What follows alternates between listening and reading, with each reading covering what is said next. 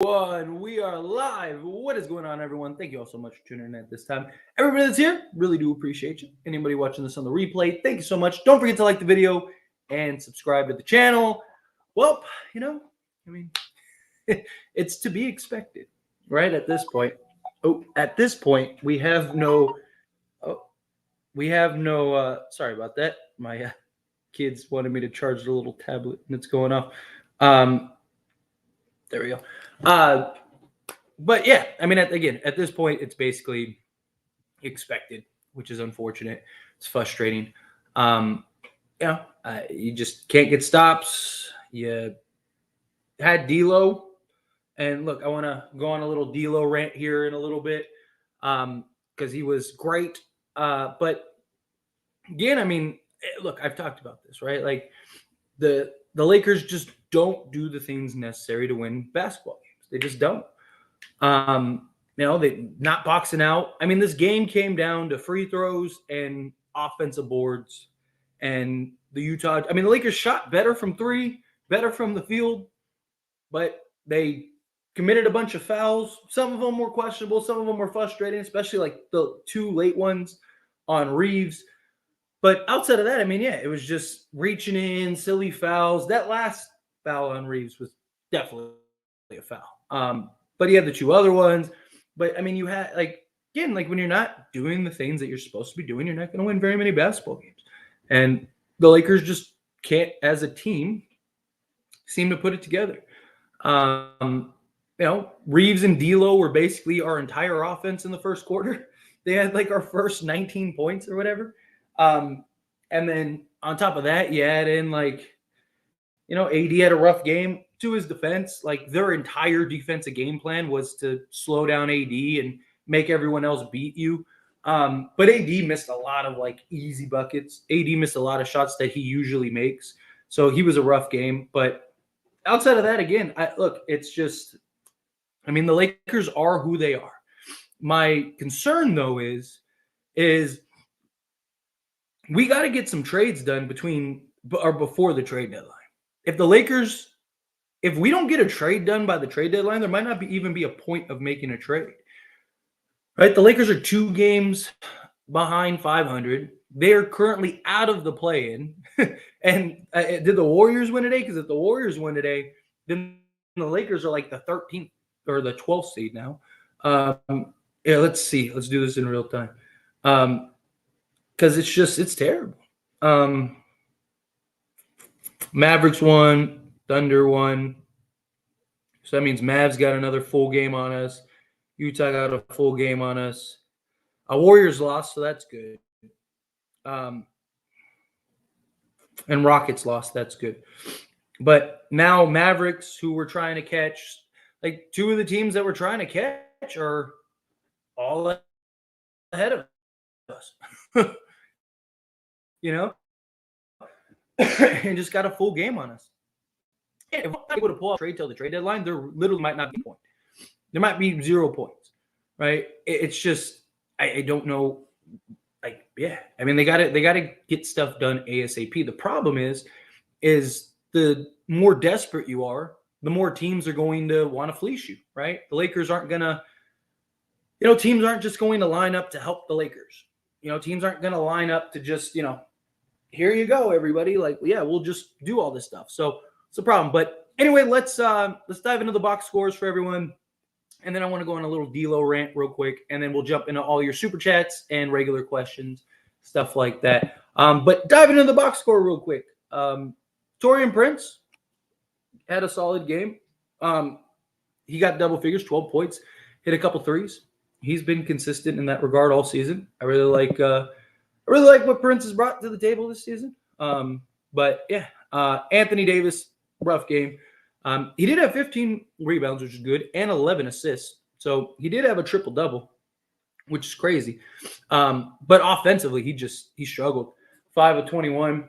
Like I said, their entire game plan was to basically try to slow him down and shut him down. So I credit him for, moving the basketball and getting it out of the post. But 6 turnovers isn't good, and 5 of 21 is terrible. There's just no other way to put it. It was god-awful. outside of the 5 free throws, he gave you 10 points. If you remove the 5 free throws, really not going to get it done. Austin Reaves, 7 of 8, 1 of 2 from the field. He had a solid game, 4 rebounds, 2 assists.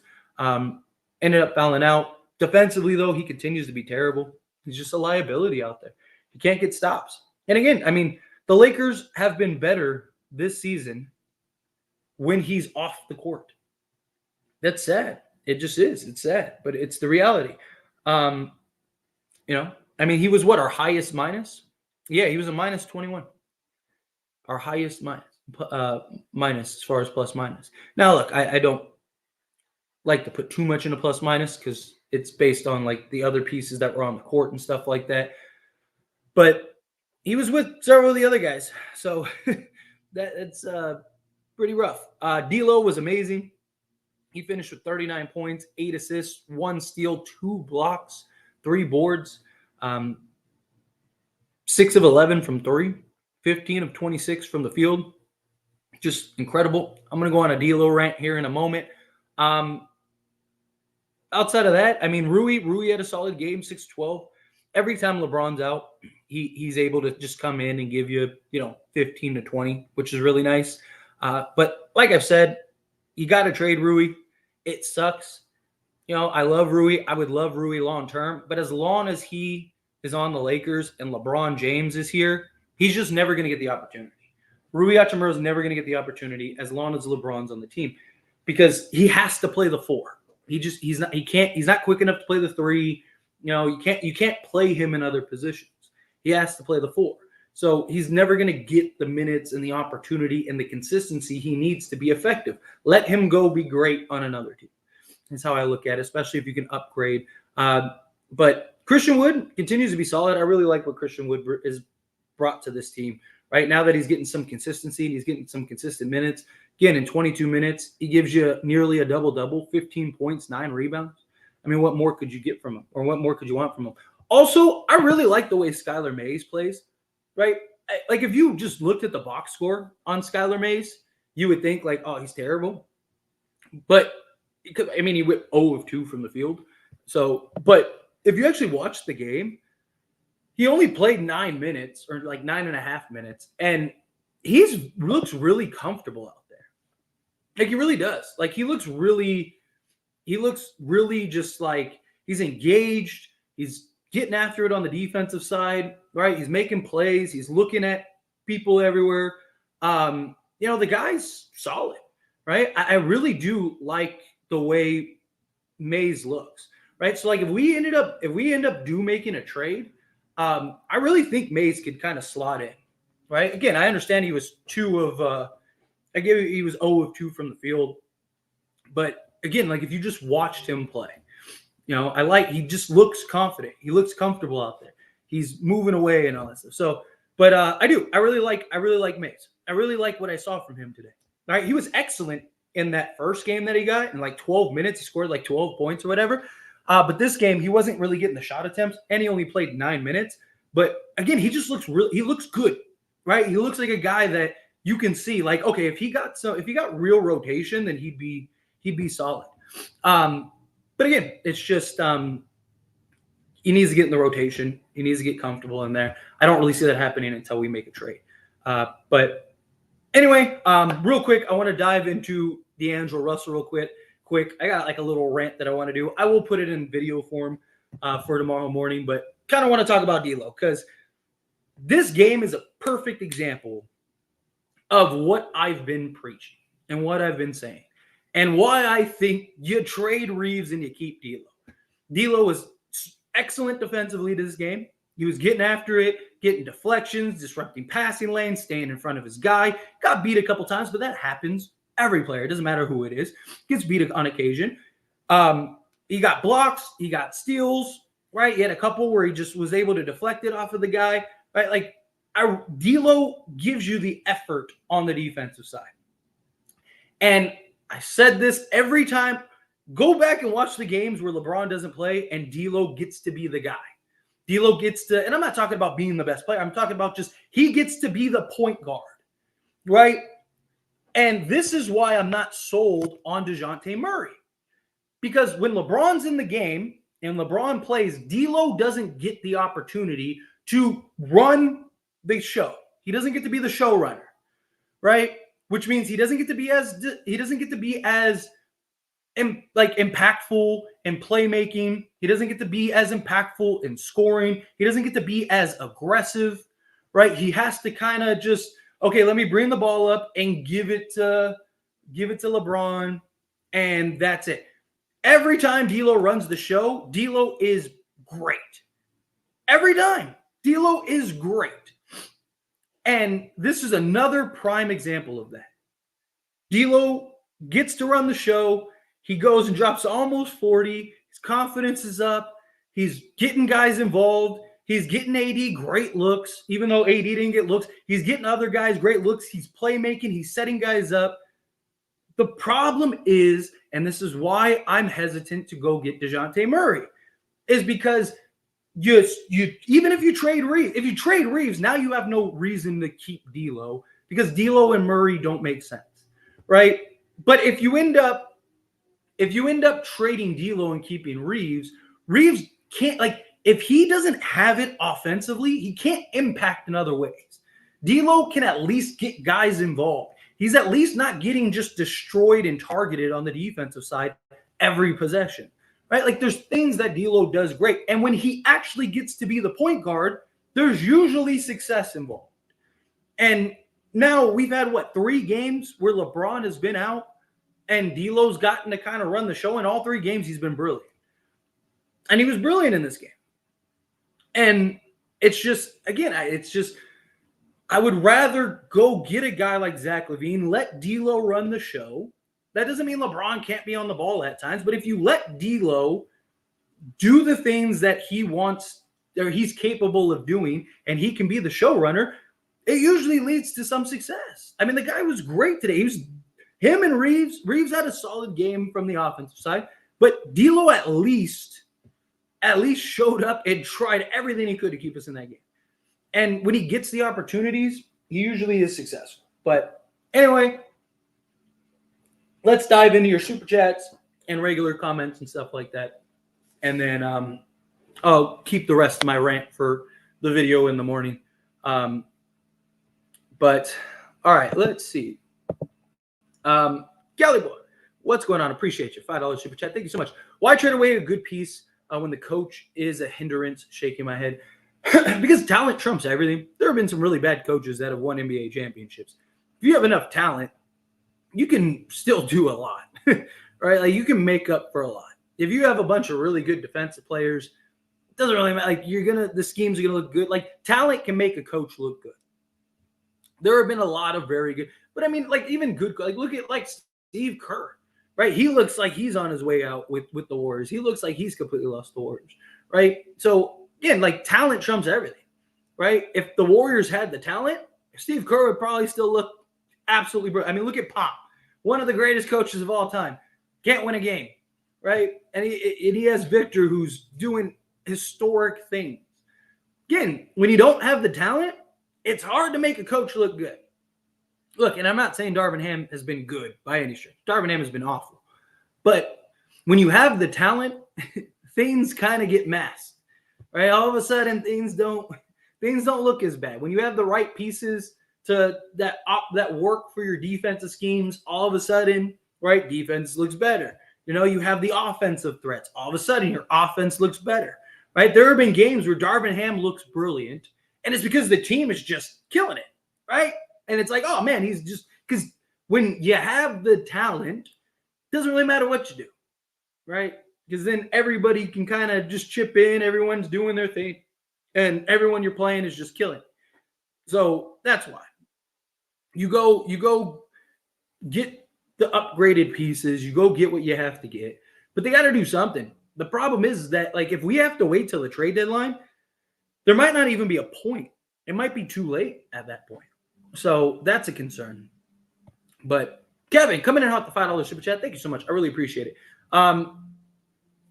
Think your day was bad. The Lakers lost and Browns got embarrassed today. Pain. I'm sorry, Kevin. Yeah, the Browns got rough. But I mean, hey, credit them. I mean, the Browns had half their team injured. you had like 5 different starting quarterbacks this season. You bring in Flacco, who's like 90, right? Like the fact that they even made the playoffs was really impressive. And they'll get everyone back healthy. I'm still not sold on Deshaun Watson. I don't know. I think that they made a mistake in the Watson deal, but time will tell. Everyone's healthy, everyone's flowing, everyone's good. I think they'll be better, but I feel it. I feel your pain, Kevin. It's tough. It really is. It's tough. But I don't know. We'll see. We'll see how it goes. Coming out with the $2 super chat. Thank you so much. I really appreciate that. We need to get LaVine. Period. He's the solution. I'm right there with you.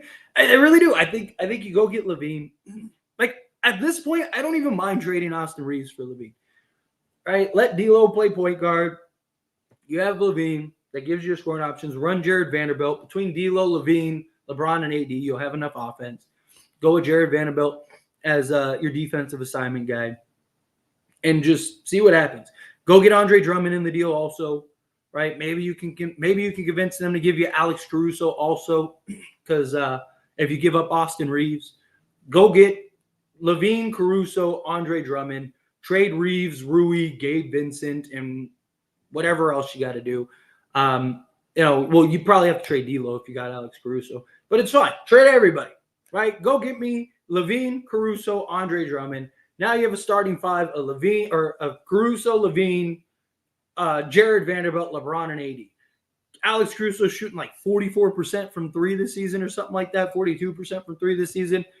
Get your point of attack defensive guy. Zach LaVine is a serviceable enough, good enough defender to where he can hold his own.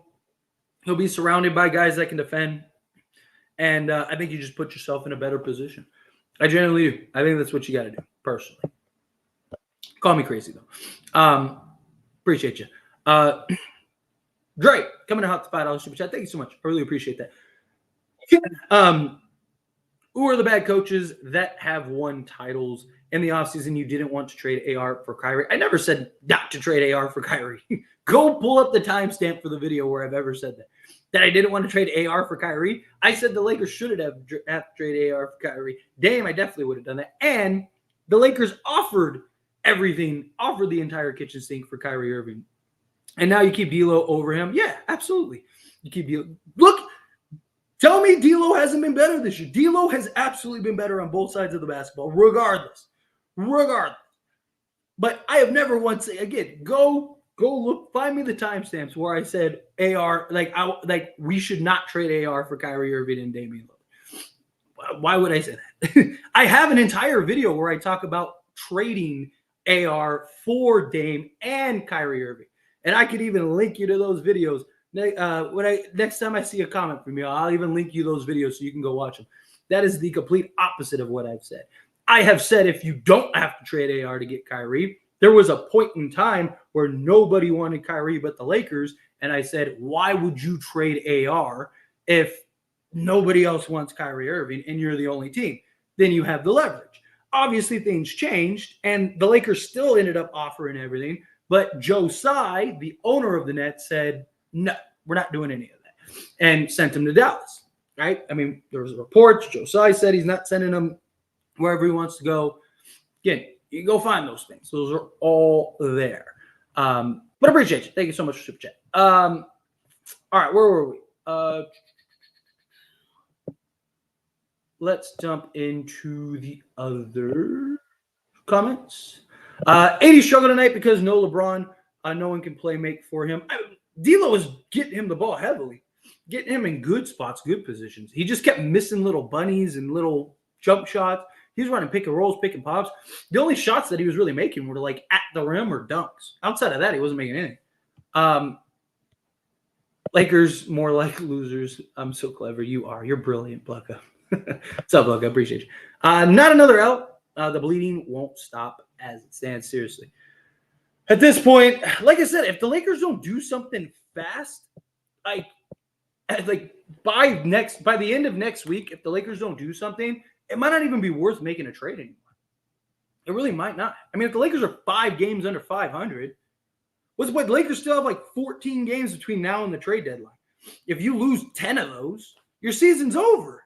Like, you could get Zach LaVine and DeJounte Murray, and you're not turning your season around.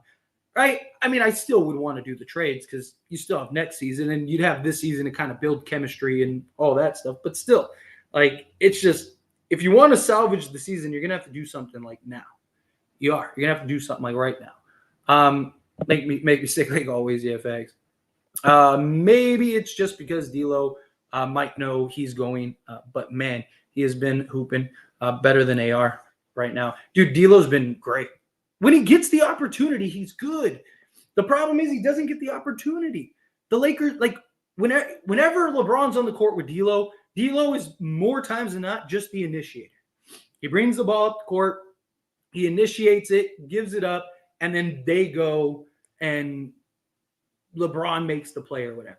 On occasion, you get D'Lo in some pick and roll action with Anthony Davis, but more times than not, he's just the initiator, and then he goes, plays off ball, which is why I have concerns about going and getting DeJounte Murray, because I'm afraid what's going to happen is we're going to go get DeJounte Murray, and he's going to be just the initiator rather than the playmaker, and he's just going to give the ball to LeBron, and then he's going to end up playing off ball, and he's not very good. D'Lo's better off ball than DeJounte Murray is.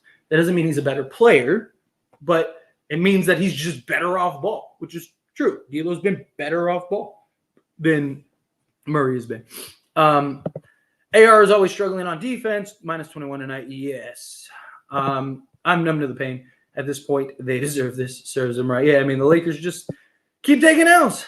I'm so done. With this team. And it's not like we had to climb back into this one early. We had a lead early. Me off, man. I feel it. I'm right there with you. Man, this team is straight.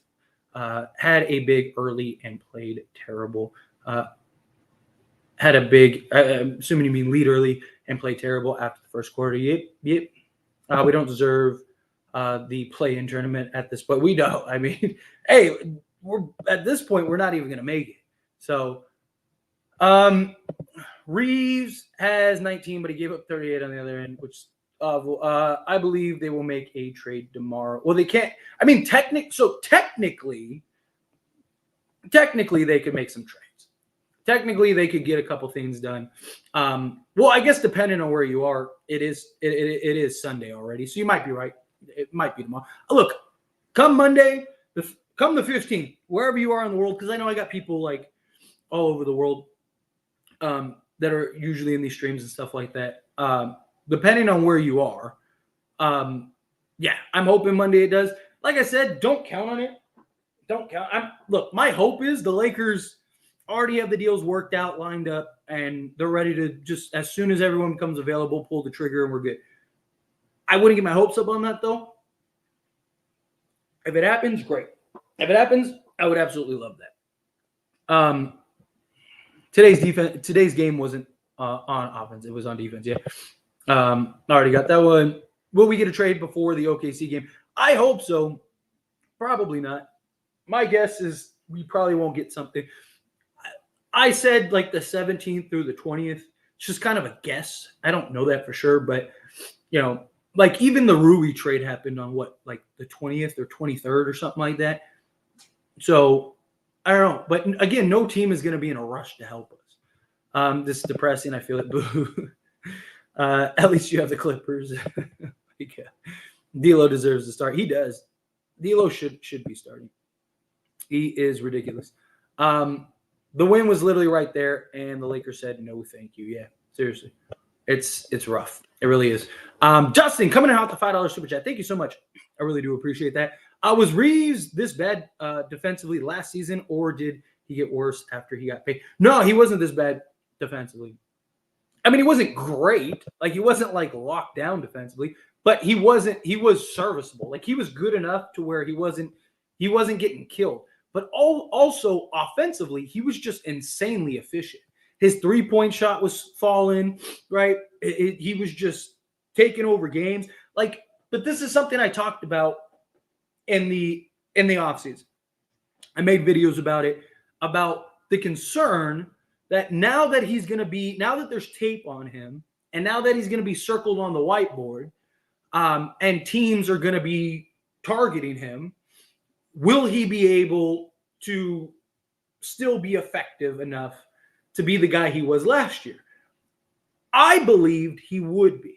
I thought that he was going to be able to make those adjustments and kind of fix it. Offensively, he just hasn't been consistent. Like last year, he was really consistent. Like every game, he was basically giving you like 15 to 20, like clockwork, and shooting like 42% from three. You know, he's shooting like 60% in 2-point field goals. Like the guy was just insanely efficient, insanely effective. I did expect his production to go down a little bit, but the problem is his three ball. If his 3-point shot was where it was last year, which was 40% basically, he'd be averaging 20 a game. Now, problem is he still would be terrible defensively, but at least he offsets that a little more.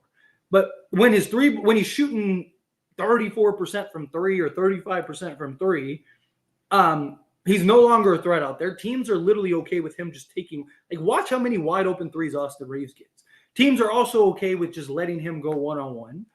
They don't fear it. They're not worried about it. They're, hey, go ahead, do your thing. And then they're targeting him on the defensive side of the ball. They're literally hunting him down and going, let's force the switch on him. And then when you got him on you, you just attack him. And everybody's attacking. They're switching bigs on him. They're switching smalls on him. They're switching mediums on him. And they're just attacking him. And he's just out there on an island just getting torched. But that was the thing. Last year, he was at least serviceable enough to hold his own. Again, he wasn't great, but he was serviceable enough. He was good enough defensively. This year, he's just been a complete liability. And it's a problem. It really is. But Dustin, again, really appreciate you. Thank you so much. Literally no comment at this point. I feel like offense sucks. We just suck, period. Are we really not going to make the play? Which is crazy to think about. This is starting to get a lot less fun watching. In fact, I'm with you, Trevor. It really is. It really is. Bro, I feel so sorry for D'Lo. Look, I've defended D'Lo so much this year. And luckily, he keeps proving me right. D'Lo just keeps making me look like a genius. But I'm telling you, like, if you go get DeJounte Murray, you have to trade D'Lo. Right? But I'm totally okay with just getting Zach LaVine and keeping D'Lo. But you have to let him play point guard. If you don't let him play point guard, you might as well trade him. If they're willing to let him play point guard and play more on the ball, then fine, keep him.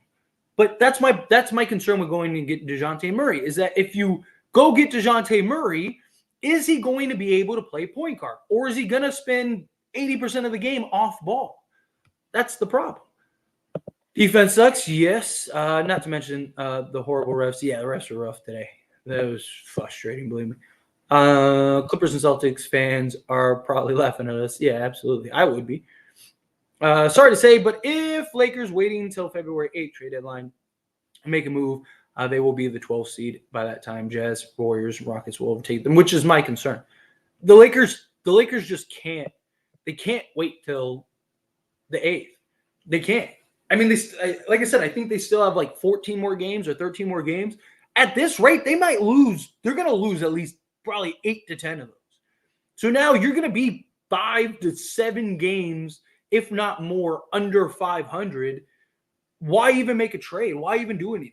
Like, the Lakers have to get a trade done like this week coming up, which I'm hoping they will. I really am. I'm hoping that they will. I'm hoping by this time next week, we got whoever it is. At this point, get me somebody. I'd rather try something than nothing. What is wrong with Darvin Ham's starting lineup? Makes zero sense. I mean, you didn't have LeBron. I mean, what other lineup should he have went with? Plus, D'Lo and Rui carried our entire offense, right? Like, I didn't necessarily hate the starting lineup today. If AD showed up to play today, we would have won the game. Yeah, but again, their entire game plan was to slow down AD. Now, look, I'm not saying AD was good by any stretch, but it's hard when every time he touched the basketball, they were sending a double and sometimes triple team. So he's literally having to fight over 3 people, which is why he had 11 assists. Their entire game plan was to just trap AD and force the ball out of his hands and make everyone else beat them, because they thought that the rest of the Lakers wouldn't be able to beat them. And guess what? They were right. D'Lo should demand a trade. Yeah, facts. You should be like, hey, if you don't want to trade me, well, guess what? Trade me now. We aren't going for offensive boards. Yeah, there's no board crash. People just aren't boxing out. The Lakers aren't doing the basics. They're just not doing the simple things that lead to winning basketball games, and it's a problem. Always disappointing striking again. Anthony Davis has been amazing this year. Right? Like, look, he has a bad game. People turn on him. The guy's been ridiculous all season. The guy's been playing like an MVP all season. Guys have bad games, especially when you're the only guy that they're focusing defensively on. For the love of God, stop wearing purple. 0-7. Hell yeah, thanks. Why was LeBron out, by the way? Because he rolled his ankle in the Suns game. So it's precautionary. You don't want him, because if you do happen to make the playoffs, last thing you want is him have another foot surgery or something like that. Let's see. D'Lo was the best player on the Lakers yet today. He was. LeBron is upset Lakers not trading for LaVine, so he's going to sit out. I don't think that's what it was. The Lakers are just crazy. Fire him. You jinxed this game. I'm sure I did. Right. I need to plug my laptop in. Always Darvin Ham taking out D'Lo for Mays late in crunch time was absolutely bonehead. Yeah, I didn't really understand that either. I didn't mind him playing Hayes, but at first I thought it was because of D'Lo's foul trouble. But then I looked and I was like, oh, he only has 3 fouls, because he picked up the other foul. And I was like, does he have 4 fouls, 5 fouls now? So I was like, maybe he's trying to take him out to like preserve him. But then he didn't. And I was like, oh, he only has 3. I was like, why did he? I didn't understand that either. Those who say AD will be the future of this franchise need to wake up and face reality. Anthony Davis has been amazing this season. Dude's playing like an MVP. He has one bad game where literally the entire defensive plan for the other team was to stop Anthony Davis. They didn't care about anybody else on that Lakers roster. Anthony Davis was playing 1-on-5 on the offensive side of things. Like, give the guy a break. He didn't have that other superstar. So, again, Anthony Davis is fine. He will be great. And hopefully he has help post LeBron James. Hopefully he has some other guys that can help carry. Tyler Curse is over 9,000. What's up, everybody? What's up, Tyler? Just checking in and still completely mid. Reaves needs to be removed out of the lineup. Immediately. He's such an easy target on defense, which is why I've said I think that everyone wanted him to return to the starting lineup, and I was preaching that he should stay on the bench. And I do. I think he needs to come off the bench. He's just as effective off the bench as he is starting. And then on top of that, he's a liability. So if he's going up against the defensive units, at least he can be masked better. It's a problem. But Christian, coming out the $5 super chat. Thanks so much. Really appreciate that. Who do you think will happen at the trade deadline? Also, D'Lo is nice, and LeBron needs to respect him more on the floor. I want Zach and D'Lo as the guards. Look, I wouldn't hate that at all. I'm not sold that the Lakers can even trade for Murray, right? Is it possible? Of course. But, like, what does that entail? And there's, like, 6 other teams that want DeJounte Murray that can easily outbid us, even if we include Austin Reaves. The question becomes, how high are the Atlanta Hawks on Austin Reaves, right? Because, like, you look at a team like the Knicks. They could do they just extended Grimes, so they can't trade him. But they could do like McBride, like Sims, and then like 3 firsts, and then throw in like Evan Fournier's contract. Do they value McBride and Sims the way that they value Austin Reaves? Team like the Sixers, like, who are they giving up? They don't have like they don't have very young talent. Miami could make things kind of interesting if they really want him. But even then, like, they're not going to give up Jaquez. So I don't, like, who else are they going to give up. They're not going to want to give up Tyler Hero, I imagine. So again, like who are they going to give up? So it just comes down to like what are other teams willing to offer, which is where I kind of think like, okay, maybe the Lakers can get DeJounte Murray. But I'm fairly confident the Lakers get one of Murray or LaVine. I'm still personally team LaVine. I still think you go get Zach LaVine. I just think he'll be a better fit. I think he'll get a better opportunity. Like you, I would love to see D'Lo and Zach. Also, like people's concerns of D'Lo in the playoffs. If you have a guy like Zach LaVine, you're not as worried about D'Lo dropping 20. But if I had to guess, the Lakers get one of Zach LaVine and DeJounte. Okay, if the Lakers get Zach LaVine, I think they get Zach LaVine and then they get another small piece, like an Andre Drummond, and then they go get like some like a Miles Bridges or something like that, something cheap that where they can like match minimums and they'll be good. If they get DeJounte Murray, I think they get more than DeJounte Murray. I think if they land DeJounte Murray, it's like DeJounte Murray, Sadiq Bey, and Clint Capella. And it's like something like Reaves, Rui, and a first-round pick or something. And you get like those three guys for basically your like three guys. That's kind of what I lean towards. I think if you get Murray, it'll be a big Atlanta package. So it'll be like, it won't just be Murray. It'll be Murray and two or three other guys. Or they'll do a multi-team deal, right? It'll be like Zach LaVine, and then they get something like I said, Zach LaVine, Andre Drummond, and then they go get, again, just like a Miles Bridges or something. It'll be somebody that like no one's really talking about. Like that Rui move. They'll have like the Rui move, and then they'll have like Zach LaVine and then like Andre Drummond or something like that. The other possibility is they try to go get both, but I don't know how likely that is. It just like, but if the reports that came out today are true, and Chicago would have to give up assets to unload LaVine, one, does Chicago even want to do that? Like, do they just say we might as well just keep LaVine? But if they do, then if they still want to get rid of LaVine and they're like, all right, well, we'll give up something small, that could put the Lakers in the driver's seat, right? Because then you could be like, okay, now we'll take Zach LaVine, but we want Andre Drummond. If you don't give us Andre Drummond, we're not doing the LaVine trade. And we're not giving you a first. We'll give you D'Lo, Rui, Gabe Vincent. We're helping you get off of Zach LaVine's contract. We'll give you a pick swap or something like that. And now you have Austin Reaves in a first to go get Murray. Something like that happens, then I think they could get both. Because I think Atlanta would give you Murray if you gave Reaves in a first. But can you convince Chicago to give you Zach LaVine without having to give up a first or Reaves? That's where the problem lies. But time will tell. We'll see. Andrew, coming out $2 super chat. LaVine ASAP, all in. I'm right there with you, man. Look, if the Lakers, I'm telling you, if the Lakers end up waiting till the trade deadline, we're screwed. There won't be a point in making a trade. They got to get a trade done ASAP.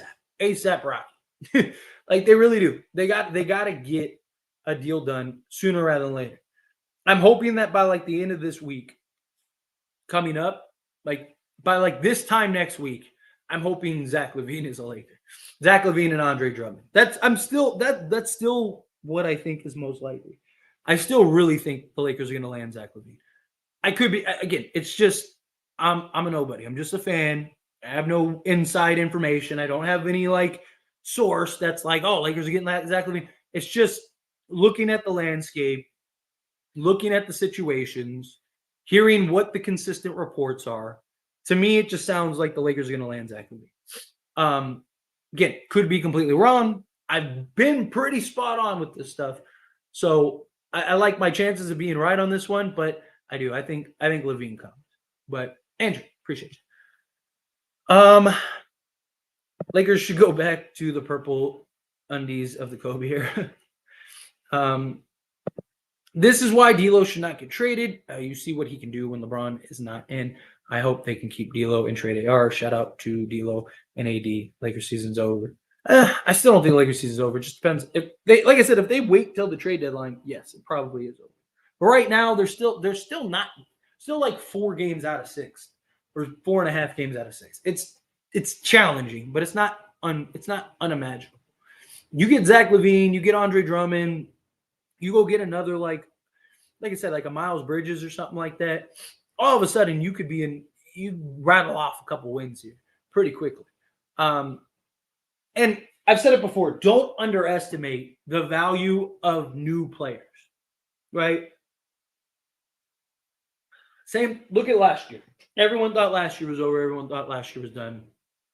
Go get D'Lo, Vanderbilt, Malik Beasley, Mo Bamba, all that stuff. And everyone was like, oh, that's great. It's not enough to save the season this year, but it'd be good for next year, right? And the Lakers are in the conference finals. Because again, you go get new players, they're not dealing with the noise. They're not dealing with the media. They're not dealing with the locker room drama. They're not dealing with the coaching issues. They're not dealing with anything. They're coming in fresh, excited, wet behind the ears, ready to turn things around for the Lakers. And that becomes contagious, right? Now, morale's high, energy's high.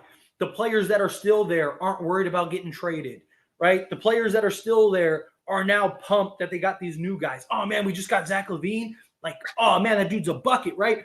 All of a sudden, change the tides. Don't underestimate what now, if you're just, like, if the Lakers were just to go get, like, let's say they went and got, like, I don't know, Andre Drummond and, whatever, Valanciunas or something.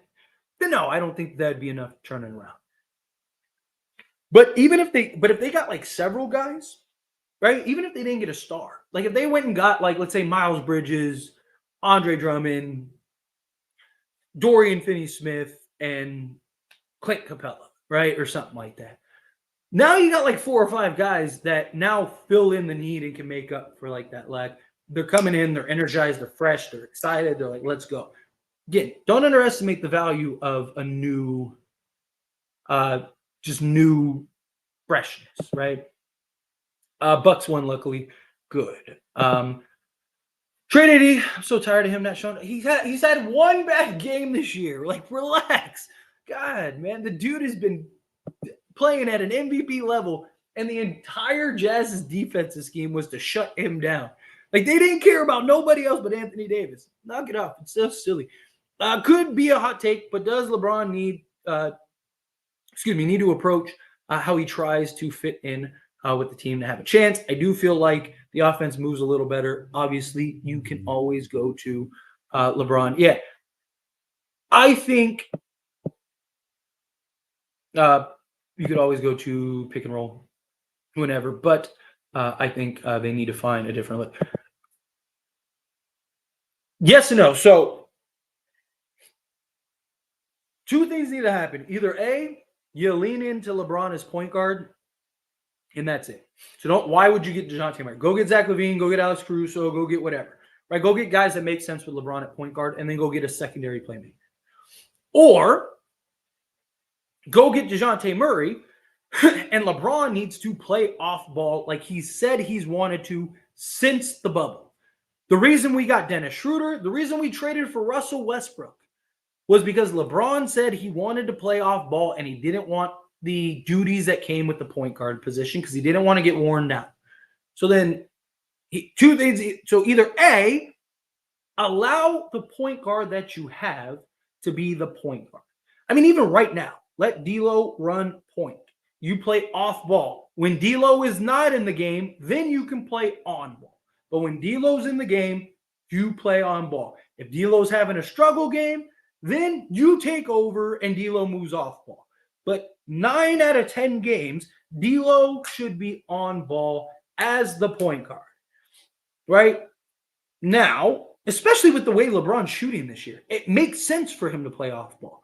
But otherwise, fully embrace LeBron as the point guard and then go get the pieces accordingly to fit around LeBron as point guard. That's how I would do it. That's how I would approach it. So yes, LeBron does need to fit in better, or just fully take over. One of the two. Ham will play Prince and Reddish over LaVine. First off, thanks so much, Stakes. I appreciate the $2 subject. I don't think so. If he got Zach LaVine, he'll play LaVine. My concern is that if we get Zach LaVine and we don't trade Reaves, Darvin Ham's going to close with Reaves and LaVine, which I think might be a total disaster. Like, I don't have any concerns about Darvin Ham playing LaVine, but I do have concerns about Darvin Ham starting Reaves along with LaVine, or closing with Reaves along with LaVine, which I think would be a terrible idea. So I do have those concerns, but we'll see. We will see. Let's see. Lakers roster, attractive 2 stars. 5-minute mark on a lot of bad takes in this video, including you not wanting to trade AR. You called him a 3rd star. I don't understand what you're saying. At the 5-minute mark, I said he's a 3rd star. I don't understand what your comment is. But sure. I still think this is the perfect roster around LeBron. I do not anymore. Guys aren't stepping up the way that they were, which is a problem. They're just not. They're not stepping up the way that they were. Reaves, Rui, Hayes, Gabe, JHS need to go. I mean, yeah, if you can get the right, again, it comes down to like, what are the trades? What do they look like?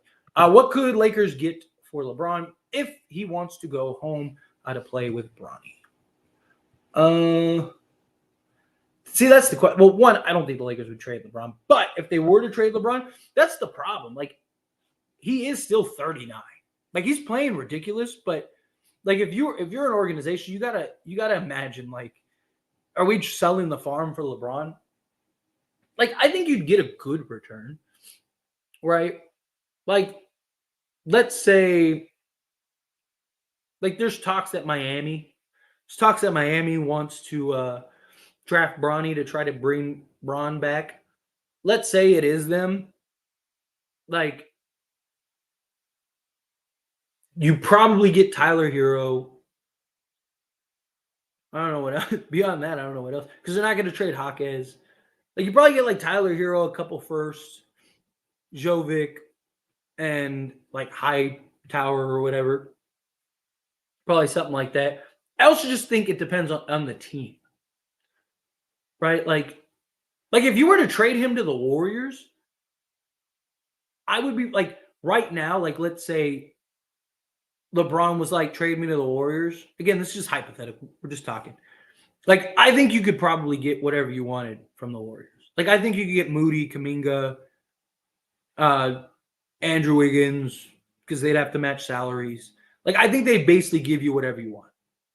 And they'd say, like, we got LeBron. Again, I just think it depends on the circumstances.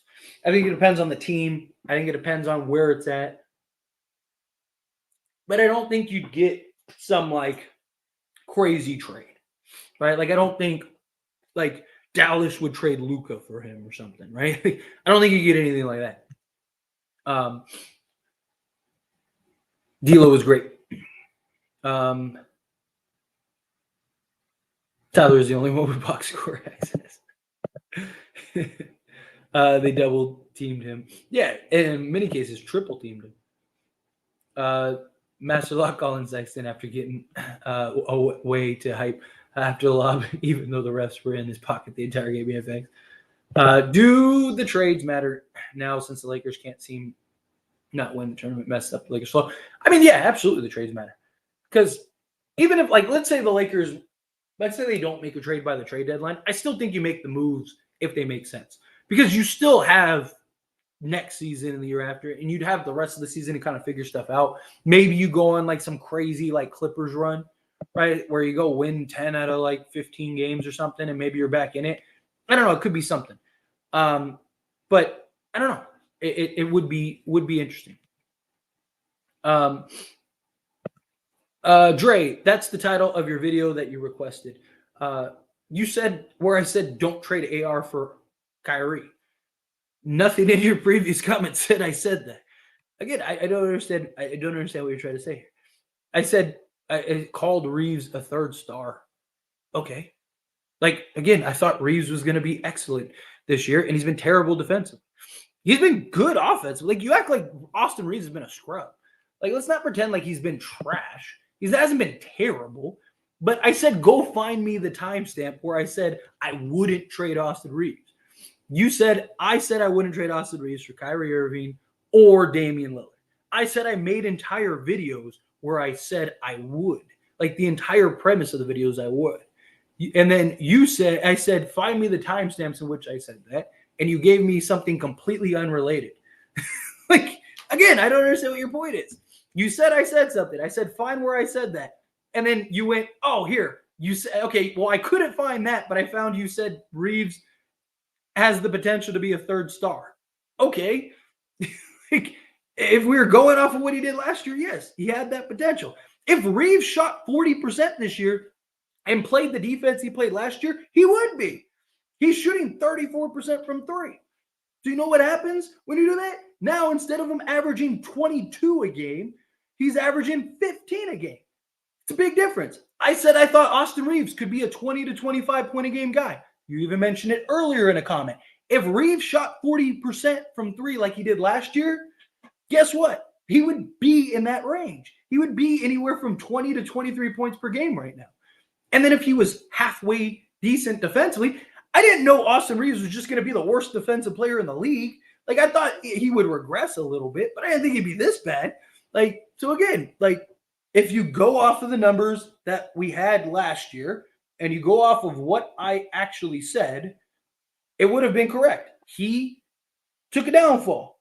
I can't predict that. I'm not a medium. I don't have a crystal ball where I'm like, oh, no, Reaves is going to be trash. I took the information that we had at the time, and I said, based on this is what's going to happen. Guess what? If the information from last season actually translated to this season, I would have been correct. If Reaves shot 40% from three, go do the math. Tell me how many points he scored. But again, I told you to go find something. You couldn't find it because I didn't say it. And so now you're trying to turn it to something else. But I appreciate the super chats. Thank you. Might have to trade AD Bron to better situations. They're not going to do that. And, I mean, they can't even trade AD even if they want to do. But they're not going to do that. They're going to keep it. Tina has gone gangrene, rotten to the core with no effort and no competitive spirit. But, yeah, they're not going to do that. Apologies to D-Lo. Yes. We need a trade begin tomorrow, man. I know it sounds like panic, but trade needs to start. We need a trade desperately. We really do. We need a trade desperately. Lakers need to let D-Lo play point guard and be a creator. Facts. 100%. Start Rui. Well, why TF is Reddish starting? Just for defensive purposes. And Rui has to play the three. So the problem is if you start Rui, then you got to put LeBron at the three, which might be an even bigger disaster. Just sell the team, in my opinion. D'Lo isn't a good defender either, but his defense is much better than Reaves since D'Lo has elite length. He's not like a lockdown defensive player. Like, I'm not saying he's like elite, like, watch out, this dude's incredible. But he's good enough. Like, he's good enough to, like, be on the court and not be a liability, which is what you need. You just need guys to at least be serviceable. The positive for tonight is the D'Lo trade value is up, and Skylar Mays looks like a pretty decent point guard. He can facilitate very well. Just needs rhythm, knock down his floaters, and shots will be good. Exactly. I really like the way Skylar Mays looks. Again, if you just look at the box score at glance, you might think like, he's not that good. But if you actually watched the game and you watched him play, he looks very comfortable out there. He's got a good feel. He was staying in front of guys. He was defending. What else? Unless it's the Pistons, any team against the Lakers is a freeway EFA. Right now it is. Tyler loves Rui for some reason because Rui's good. Every time Rui gets the opportunity, that guy goes and gives you 17 to 20. Every time. The problem is he's just not going to give you – he's not going to be able to give you the opportunity because you got LeBron James on the court. Look, like I have said repeatedly, If we didn't have LeBron James, Rui would probably be a 20-point a game guy, maybe even more. And every game that, like, go look up his numbers and his average when LeBron doesn't play. He's basically a 17 to 20 point a game guy. Problem is, as long as we have LeBron, it's not going to happen. Why do we pay Rui so much? Who were we competing with? I mean, everybody. Rui, like, you act like was Rui a scrub last year? Do you not remember what Rui did in the playoffs? How good Rui was? Also, and we didn't pay. It's not like we paid him a ton. He's making 17 million a year. Like, that's like the average going rate right now. Also, Ham not challenging the Reaves call was so dumb. Not saying that it was Ham's fault the entire game, obviously, but still, man. Yeah, I wanted him to challenge that. What was it, like his fifth foul or whatever? Where like the sixth one, his sixth foul was definitely a foul. But like it was either the one right before that or the other one. That one was the one. That one was rough. Mays, yes, sir. Mays was wonderful. Tyler thinks Rui has the potential to be a 25, 9, and 5 guy on a really good team. I definitely think he could be a 25 point a game guy. Dude, the guy in inconsistent minutes is giving you like 17 a game. Like, you don't think if he was like a primary guy, like he couldn't give you 23 to 25 a game? Like, he was doing that in the playoffs. Yes, I absolutely believe that he could go do that. Will he ever get the opportunity? That's the question. Arthur, Tyler, what did you think of Skylar? Is he a keeper? Oh, you must have been here earlier. Arthur, first off, thank you so much for Super Chat. Secondly, I think Skylar Mays looks solid, right? Again, I'm assuming you saw the game.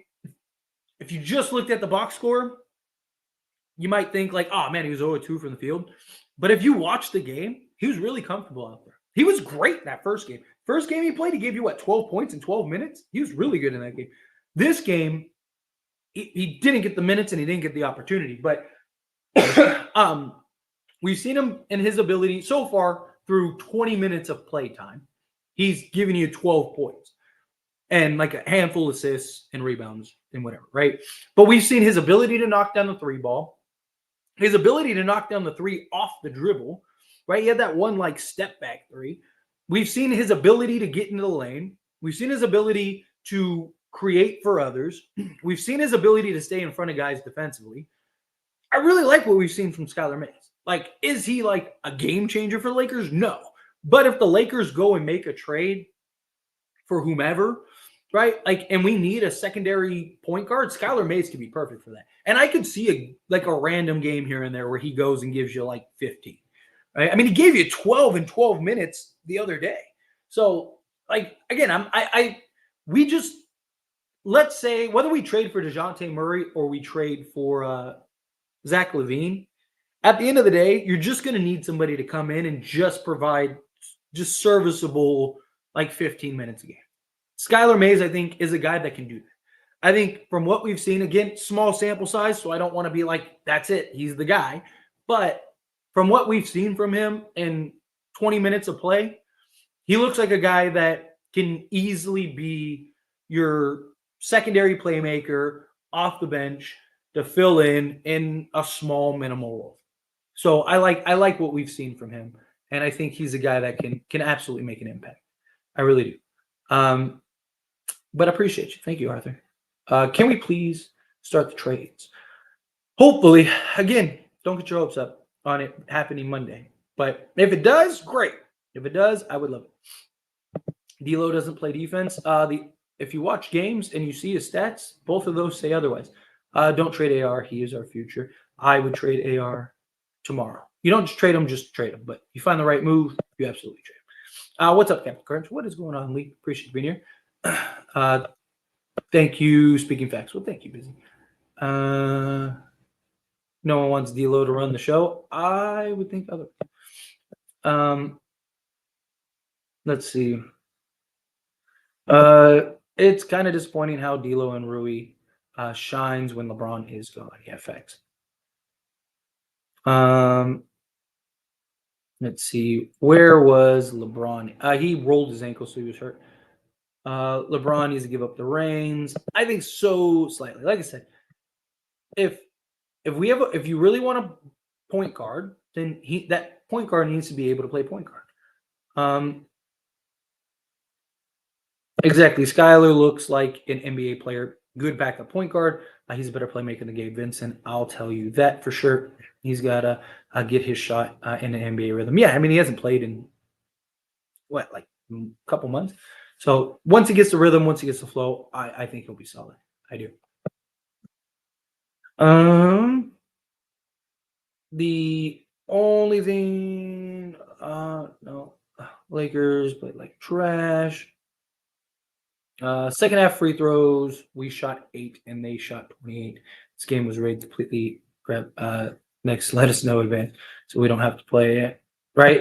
We should do. Darvin Ham should have the same rant as the Raptors head coach. AD gave up on the Lakers playing soft. Yeah, I've traded AD. Relax. Let's see. Skyler needs more minutes. Sucks that Max didn't get some playing time. Yeah. I mean, Max played a little bit. Max Christie was out there. It wasn't great. He was out there for like 14 minutes. But he wasn't really doing much. D'Lo, Reaves, I've always said that Reaves is a 6 man. He can't operate as well on offense when starting, and he also is an easy target on defense. He either fouls, gives up the buckets, or hopes AD blocks it. Yeah. Yep. Go Rams. I'm with it. Let's get this dub. Reaves, solid or not, is trash. I wouldn't say he's trash, but he's been terrible on the defense side. He's been a liability for sure. Well, that's a coaching issue, putting players in the position to win. That's the real problem. Yeah, but you're only as good as the talent you have, right? Like, again, you can hide Reaves as much as possible, but if he can't hold his own out there, teams are eventually going to scout it. Let's see.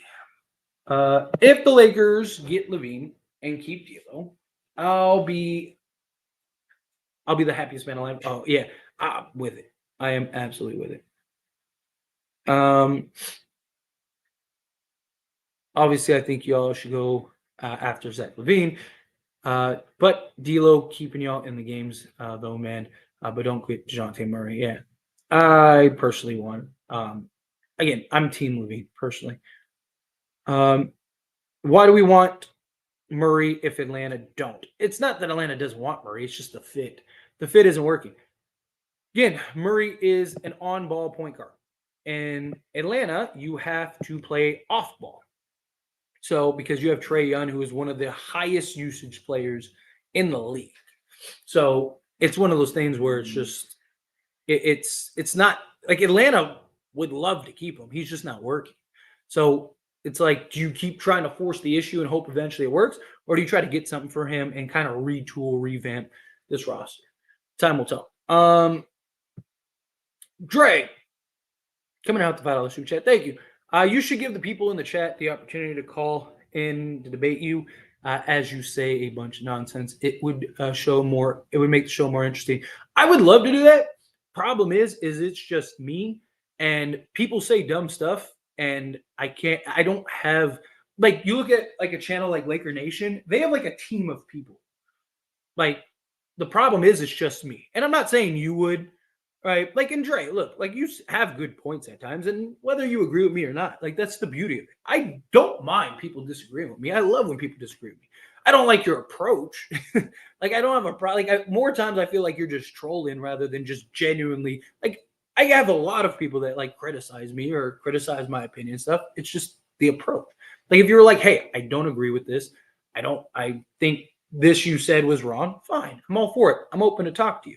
But when you're out here just like trolling and just being silly, like, it's just not worth my time to respond because I'm not going to get a real conversation from you. Right. But that would be my problem. I would love to have you come on the show and express your opinions and stuff, but I can't trust that you're not going to say something stupid because you say stuff that is stupid in the chat. So I'm supposed to trust that you're going to come on live and I'm going to risk my channel and risk. It's not. But that's the problem. So many people, there's too many people that want to do stuff, and I don't have the manpower to filter through those calls. I don't have the manpower to filter through those people. And even Laker Nation, I don't think has done that in a while, where they've brought in people in, because it's very challenging. It's a big risk. You get somebody to come on and say something bad, they don't get in trouble, I get in trouble. For me, it's just not worth the risk. Maybe if I get big enough and I have a team where I can filter calls and stuff like that, but even then, it might not even be worth the risk, right? Because it's not. But maybe I've thought about, you're not the only one to oppose something like, or bring up something like, not oppose. You're not the only one to bring something like that up. I've thought about like maybe do like if I did like a Patreon or something, because I don't have any of that stuff. But my problem is like, I don't know, like I don't have much time to do like that extra stuff. But I've thought about it, like if I could free, like an hour a day or whatever, maybe do like a private, like members only thing where like we could like debate and talk and have fun. Like I think something like that would be kind of cool. I don't think I would do it for YouTube just because it's too risky. You get somebody to come, like all it takes is one person to say something like racist or stupid, and now my channel's suspended or gets deleted. It's just not worth it's the juice isn't worth the squeeze. Like it would be cool, I would love it, but it's just there's too much that goes on, and YouTube's too strict to justify it. And again, like you get people that say a lot of stuff that is just silly, yourself included. Andrew coming out the $5 super chat. Done with all these trade options. They're all BS. All in on Zach LaVine and potentially Caruso and Andre. There's no other option. Murray is buns. I mean, I wouldn't say Murray is buns, but I do think Murray is. I just worry about his fit, and I worry about his lack of defense. Right? I understand he was an all-defensive team, but what is he right now? I don't care what he was 4 years ago. I care about what is he today. But also on top of that, it's I do. I think that they need to go get LaVine. Go get LaVine. Go get Andre Drummond. If you could trade Reaves and get Caruso, do that. Zach LaVine, Alex Caruso, and Andre Drummond would at least make us a top 5 team in the league. At least. And then I would take my chance. I think it'd make us better than that. But I think bare minimum, like our floor would be top 5 team. We rattle off some wins here. You get your backup center that could actually be good as a backup center and playable, and you can play him alongside AD. You get your elite go-to scorer that can just generate offense by himself. He doesn't need any setup. He doesn't have to work hard to go get it. Dude is an absolute bucket. And then you get your point of attack defensive guard who's shooting like 42 or 43%, whatever it is, from 3. Perfect. Give it to me, and we money. So I'm right there with you, Andrew. I appreciate you. Waja coming out the $10 super chat. Thank you so much. If you do a LaVine trade, include AC in Drum and do a C's type starting 5, D'Lo as White, Caruso as Drew, LaVine as Brown, LeBron as Tatum, and AD as Porzingis. Bench still have your depth. Problem is I don't think off the top of my head, I could be wrong, but I think off the top of my head, if you wanted to get AC, Drummond, and Alex Caruso, I'm pretty sure you'd have to trade D'Lo. Because Zach LaVine is what, $40 million? Caruso's 10. I think he's like 10.5. So let's say 11. And then you got Drummond, who's like 3.5. So let's say what, 40, 50, say 55 million, give or take. But let's just call it 55 million. Because Lakers are hard capped, so they have to match basically exactly. So you'd rather go over than under. So you're talking Gabe Vincent is 11 million. Rui is what, 17, so that's 28. Austin Reaves is making what, 12.5? 28, so that's basically 40 million. So that gets you to that right there, gets you to just LaVine. That's not counting Andre Drummond. You could just add in JHS. So there's Drummond and that. So then how do you get to Caruso? You'd have to trade Taurean Prince, because so there's like 5 million. And then you'd have to do like Jackson Hayes, Max Christie. Problem is you'd have to trade like, to keep D'Lo, you'd have to trade like 8 guys, all right, to get those 3. 8 or 9 guys to get those 3. Which you have to have a certain amount of players on your roster at all times. Now, granted, the Lakers could just like the Lakers could technically do it in separate trades and circumvent that. So like you could trade for like the way around that would be trade for LaVine, right? Straight up. So then you're doing basically like a 3-for-1 swap. So then that drops you to 12 players, right? You sign Mays to a full contract. You sign Windler full contract that gets you back to 14. And then you trade for Caruso and Drummond. Is probably how I would do it.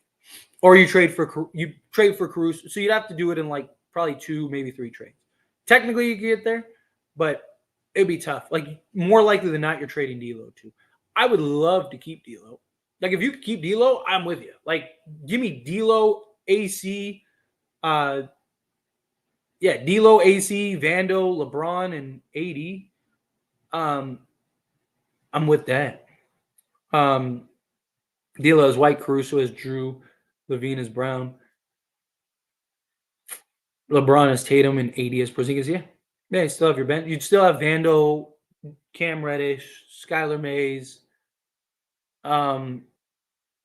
Christian Wood. So you'd still be like 9 deep. Still be in a good spot. I like that. Yeah, I wouldn't mind anything like that.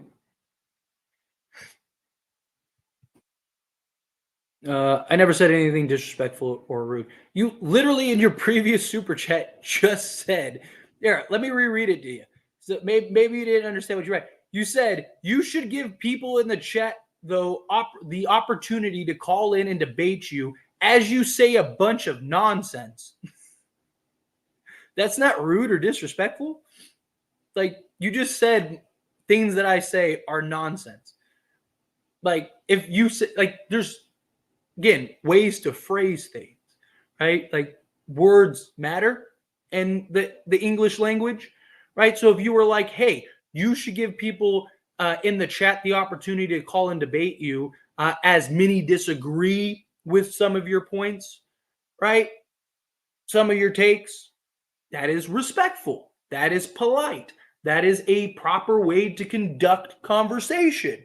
If you just spearhead right into it, I mean, some of these chats most people wouldn't even read. Like, but I don't care. Like, it doesn't bother me. But again, it's just there's proper etiquette. You know, maybe you're not etiquette. Maybe you're not weren't taught proper etiquette. Maybe you weren't taught the way to conduct yourself and behave properly and the way you speak to people. You know, maybe you just think, I don't know. You know, maybe you're raised in a barn. I don't know.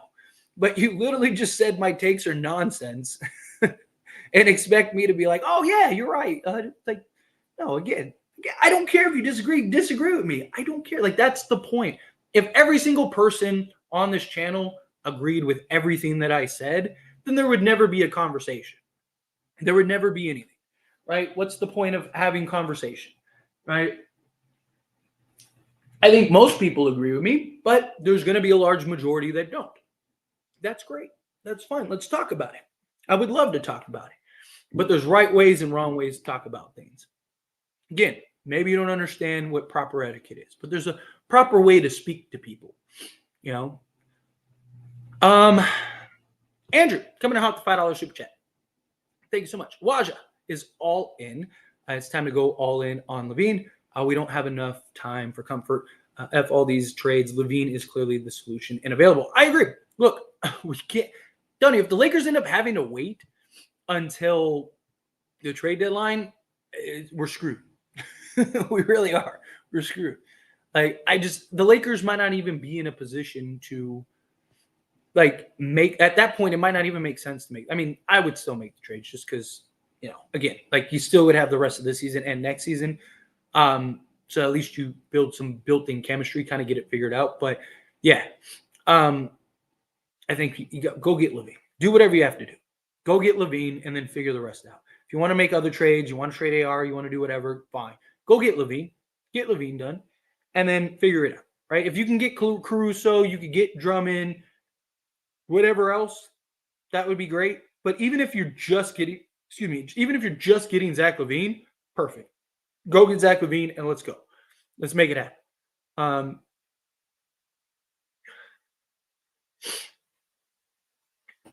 So get more talent when the coach doesn't know what to do with it.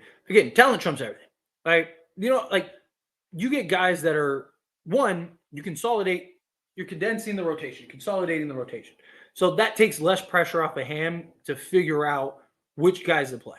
Right. So if you take 3 guys and turn it into LaVine, well, now he doesn't have to find rotation minutes for 10 guys. He only has to find rotation minutes for 8. Right. So now it's just by process of elimination is just going to become easier for him. Right. And then you get guys like LaVine and all that other stuff. Like LaVine is just going to be there to be a scorer. Like, what is Darvin Ham going to do to try to sabotage and not put LaVine in a position? Right. Like even if LaVine plays the role that Austin Reaves is playing to a T, LaVine would be much better than what Reaves is providing. So again, you just make things simpler for Darvin Ham, and talent trumps a lot. Talent trumps everything. D'Lo sucks, bro. I disagree. But like I said, if you think that, cool. Braun and AD have checked out because they don't respect Ham and they want trash role players to get traded, and stars like LaVine and Murray and a couple of new role players fit better. I don't know. We'll see. Time will tell.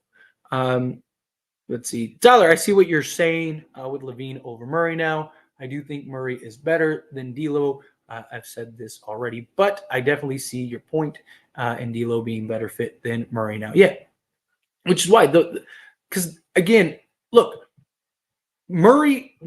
Let's say the Lakers do trade for Murray. Maybe it fits and it works perfectly. That very well could be the case. Maybe the Lakers get Murray. He continues in a perfect world. Murray continues to shoot 38% from 3. Right. He gets back to being that all-team defensive guard. Now you have your legit point of attack defender, which Darvin Ham would look better on the defensive side, because all of Darvin Ham's defensive schemes are all the same as Milwaukee, which all need a point of attack player. The problem is the Lakers don't have that. That's why so many people were like, why does Darvin Ham play Dennis Schroeder so much? Because his whole defensive operation is predicated on having a point of attack guy.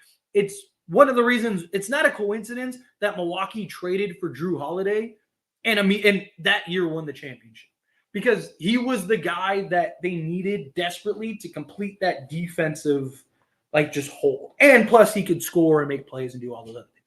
But just defensively, Milwaukee just became night and day better defensively, because their defensive schemes are the same that the Lakers are running, which you need a point of attack defensive guy. We just don't have that. You need a guard with athleticism, all those things, right? Zach LaVine, he can provide that to an extent, right? But at this point, you just need scoring and athleticism, right? If Murray can be that guy, then great. Problem is I think the opposite happens. I think it's more likely that the opposite happens. Again, I don't know for certain, but Murray's biggest issue right now is playing off ball. He's been better, but he hasn't been great. And you're going to bring him to the Lakers, and what's going to happen? What's more likely, that LeBron takes a step back and goes, okay, Murray, you can run the show and I'll play off ball? Or the other thing happens, which we've seen now with every point guard LeBron has played with, which is I'll play on ball and you play off ball. There will be times where you did this, right? I mean, everybody. I mean, even going back to Kyrie, right? I had somebody the other day that was like, "Oh, what are you talking about?" Or maybe it was today. We're like, "What are you talking about?" Kyrie got to play on ball. Go look at Kyrie's usage rate dropped by 5% when LeBron came, and LeBron's usage rate went up.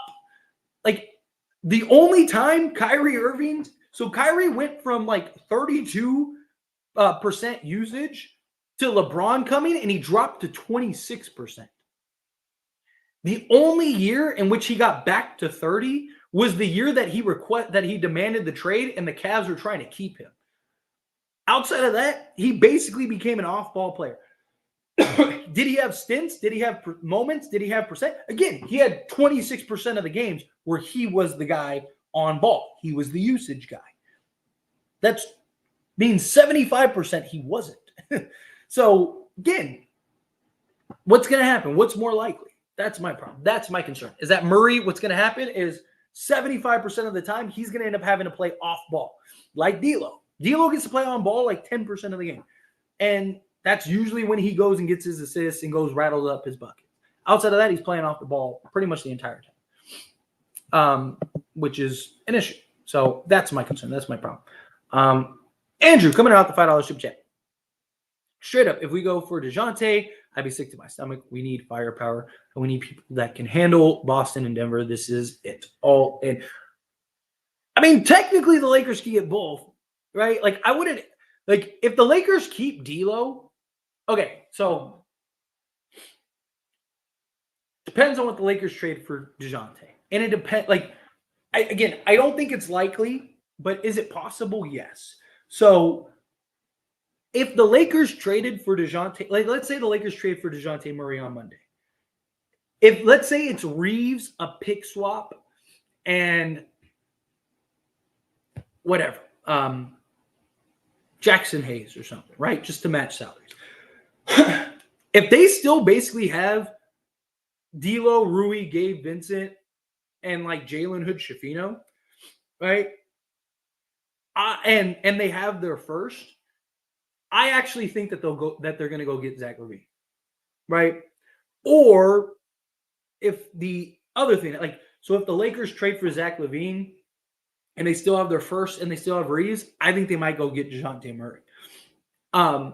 So I'm kind of waiting for that first shoe to drop because if the Lakers, like, let's say if the Lakers trade for DeJounte Murray and they end up trading Reaves and a first, then I don't think they're going to get Zach. But, like, if they basically go get DeJounte Murray, give up Austin Reaves, give up a pick swap or whatever, or if they trade, like, let's say they trade Reaves, Rui, and something else, then I'm like, okay, well, now Zach LaVine is out of the question. But, like, I'm curious to see if they trade for Murray, what that deal looks like. Because I think if the Lakers trade for Murray, they're either going to make – it'll either be it'll be more than Murray. It'll be like Murray, Capella, and Bogdanovich or something like that. Or – it'll be Murray just straight up, and then they'll have enough assets to go get like a Zach LaVine or something. So don't be shocked if they do both.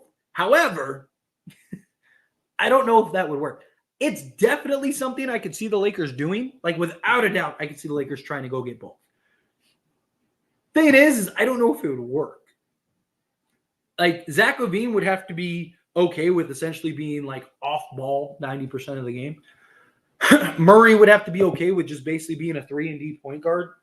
And then LeBron would have to sacrifice to where he kind of takes a backseat.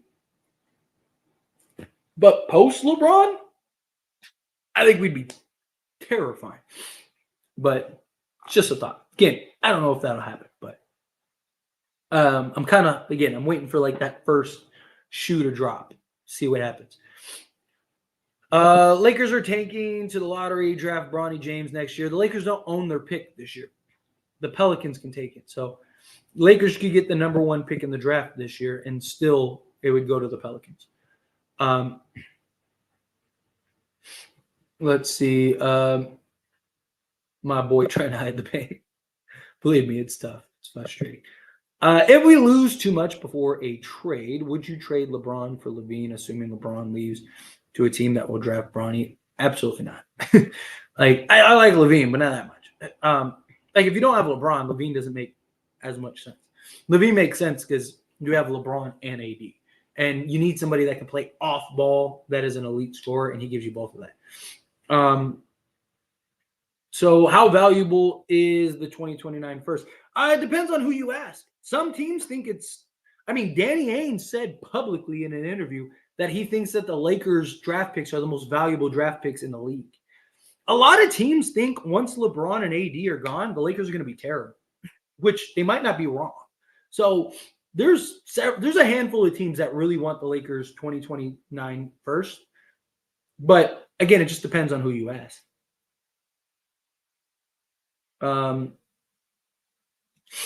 will be undrafted Lakers. There will be like if he falls deep enough, right? Like if he's like there in like the 20s, a team will take him. A team will take him just because. Like just take a flyer on him and potentially get LeBron James. But no one's gonna take him in the top 10 or anything like that.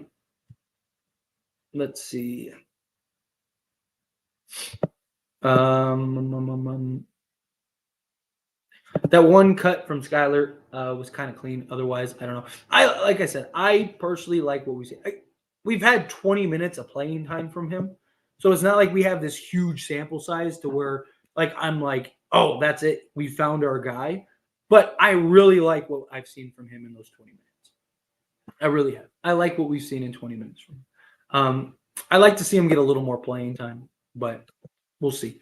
Andrew, coming out the $5 super chat. It's crazy how people say LaVine is Russ 2.0 when it's quite clear Murray would be Russ 2.0, which I think is more. I think Murray is closer to Russ 2.0 than LaVine is. LaVine is on an incredible fit in this team. So clean.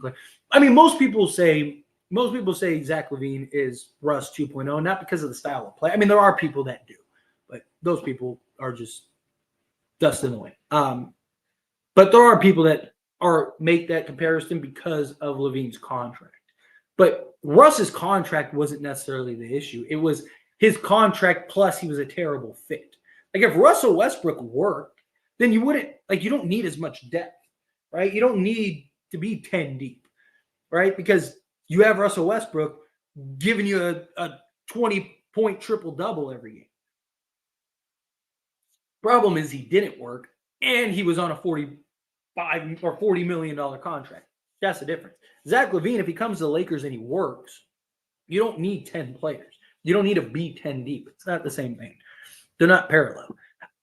Murray, as far as style of play, look, I've said this before. So Russell Westbrook, I should like do a blind. That's what I should do. I should do like a blind, one of those blind stat charts, like you see on like First Take or whatever, and then have everyone guess the player, and everyone's gonna be like, "Oh, it's Russell Westbrook." Nope, it's DeJounte Murray. So like Russell Westbrook, terrible rim finisher, right? DeJounte Murray has been awful finishing around the rim this year. DeJounte Murray, terrible off-ball player. Russell Westbrook, terrible off-ball player. Russell Westbrook, bad defensive player, right? Although he came to the Lakers and that year that we traded him, actually became a really good defender, but known as a terrible defensive player. DeJounte Murray is known as a good defensive player, but has been awful defensively, right? Like, it's just, Russell Westbrook needs the ball in his hands. DeJounte Murray needs the ball in his hand. There's a lot of things there's a lot of parallels there. Now, DeJounte Murray is a better shooter. He's a better scorer. Like he's not. He wouldn't be as bad as Russell Westbrook, but there are definitely concerns. Like, I don't think he'd be as good as some people think he would be. I think that there are more concerns. I would love it, but there's also the real possibility that it just doesn't. $40 million, who the F cares? He's our best chance and best fit and best option, best player available. He has untapped potential. We will win it this year. Yeah, look, I've said it. Like, to me, the $40 million isn't a big deal. If we trade for him and he doesn't work, then yeah, it would be a big deal. But I don't see a scenario where it doesn't work. Because he's so good off ball. And he's played off ball pretty much everywhere he's been, even Minnesota. I mean, he was on ball more in Minnesota than he was anywhere else. But still, he still played a lot off ball. He played through Cat, right? Like, so I just think it would be fine. I think it would be an okay fit. Oh, I got a cramp.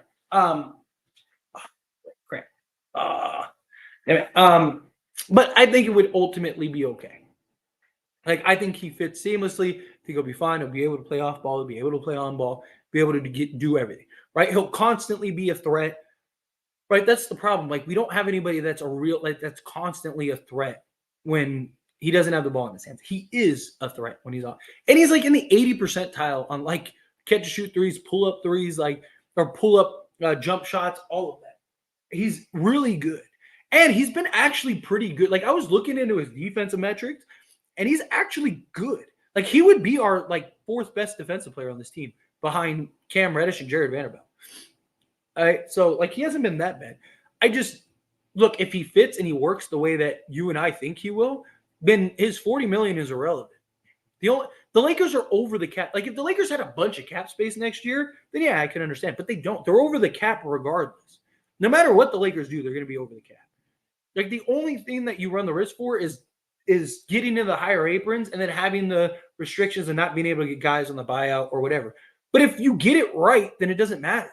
Like your entire roster is basically locked up for the next 3 to 4 years anyway. So you either get a trade for an elite like guy that can just take over, or you might as well just stand pat. So I'm with you. I'm right there with you. Darvin Sham didn't even use his challenge to review the foul call on Reaves, such an incompetent coach. Yeah, I mean that sixth foul, he was gone. But the one before that, I definitely think he should have. This is the same record we had after 40 games last year. Yeah, which is crazy. I mean, if the 2021-2022 team played this Lakers team without LeBron or AD, this team is clapping them by 20 plus. At least last year's team was bad, but it wasn't because of like the players. It was just like, I mean, it was because of the player, but it wasn't because of the effort. Let me rephrase that. It wasn't because of the effort. Like you never questioned the Lakers' effort last year. It was just we had a bunch of 6'1" guards that like weren't skilled enough to have an impact. But we were in like every game. Right? This Lakers team just bad. Bottom line is we ain't winning a chip unless we get Kyrie, KD, or Steph, period. Again, don't underestimate the impact of Zach LaVine. Only one player is coming. His name is Bronny James. Everyone getting fooled by D'Lo again after being guarded by Chris Dunn is hilarious. Look, D'Lo's still been good this year. Got Tukaki getting paid. Think he's more than average player. The problem is he didn't even get close to what he could have gotten. He didn't get the max money. Austin is trade bait. Can't hate on Reaves. What do you want him to do now? Shaking my head. Play better defensively. Like we know he can score. The issue isn't his offense. The issue is his 3-point shooting, but the issue is him just being a liability defensively. I'm so done. You waiting on Bronny, you about to be disappointed.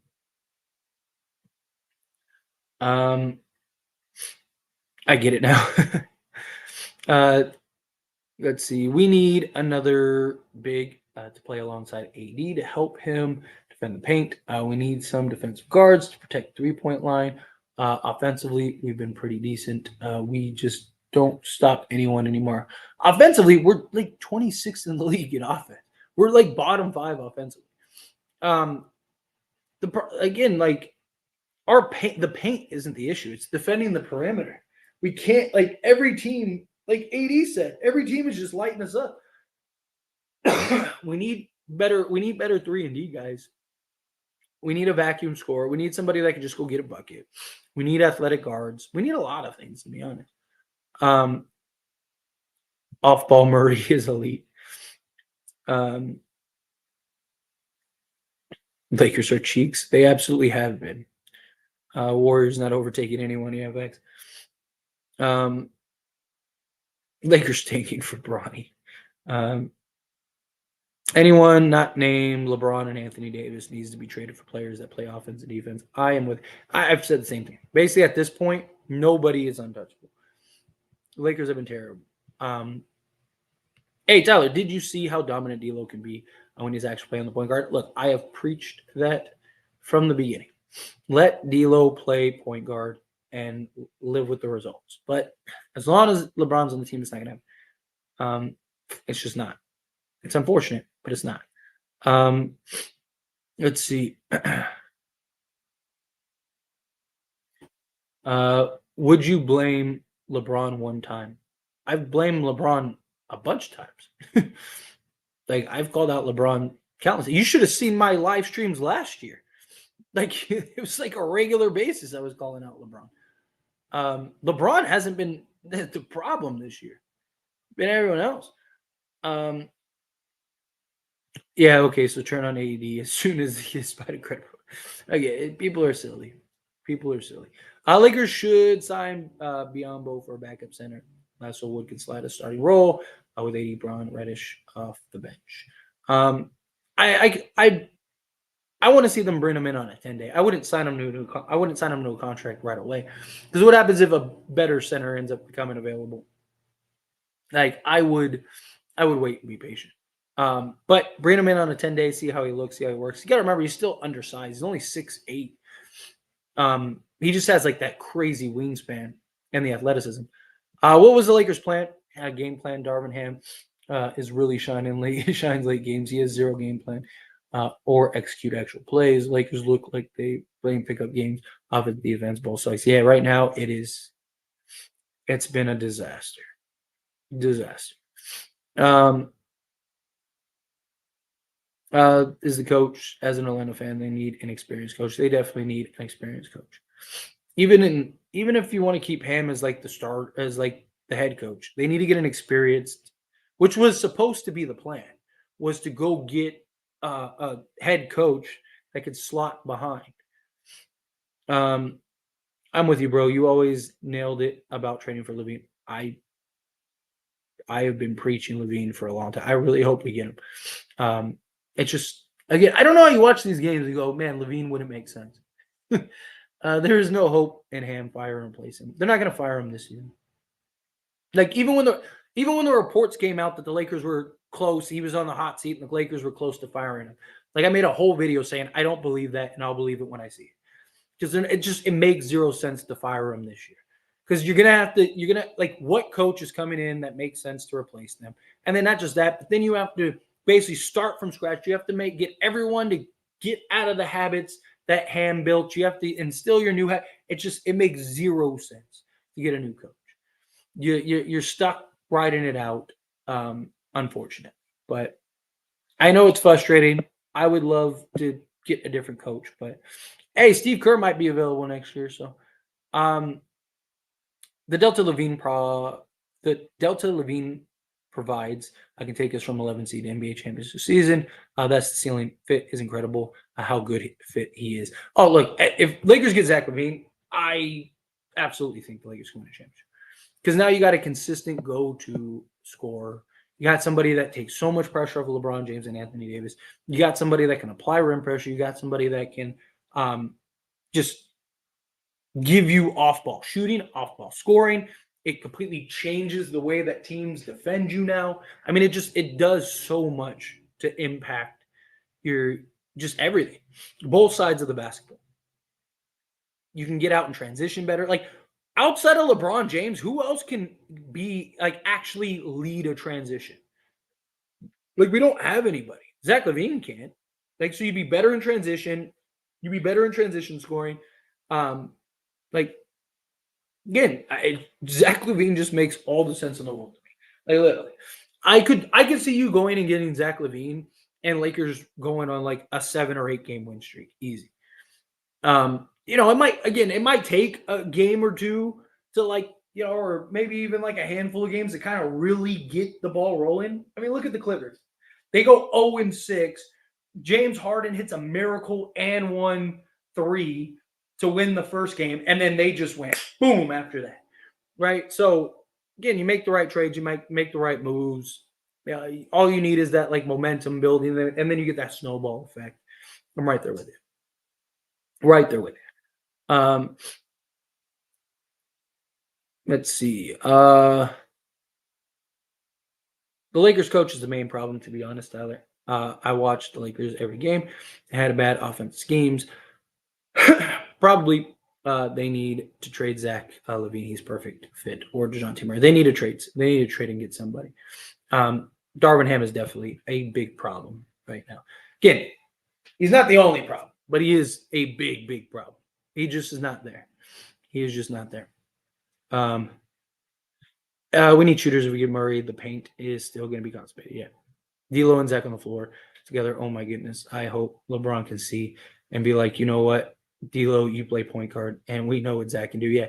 I would love that. Unfortunately, I don't think that that'll happen. But I would. I love it. LaVine is miles better fit for us than Murray. I am right there with you. The Lakers should stop wasting time and go get Caruso and Drummond. They get the earliest they can get those guys is the 15th. I mean, look, maybe Monday comes and they do. I don't know, but I'm hoping. Um, let's see.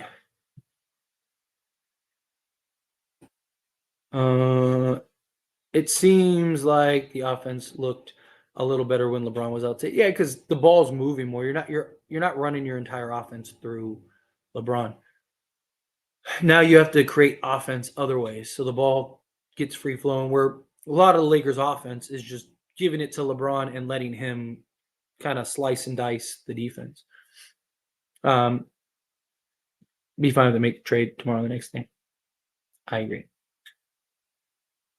I feel like no trade or no chemistry can ever be developed under Ham. I'm scared that if we go for both LaVine and DeJounte, we will not figure it out and it gets worse. I mean, just talent, like it won't be worse than it is right now just because you have enough talent where you're going to win games. My concern is that, like, it would take a lot of sacrificing from all four of them, and that takes time to figure out. And everyone has to be committed to that sacrifice.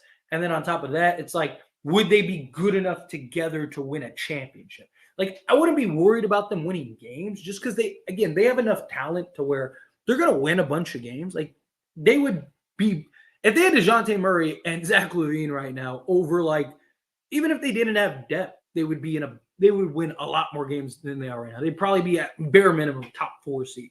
Problem is like, would they play well enough together to actually be a contender? Because paper doesn't always translate. I mean, even us as Laker fans have had some ridiculous teams on paper, and it just doesn't translate. And that's my problem. Like, because fit is a very important thing.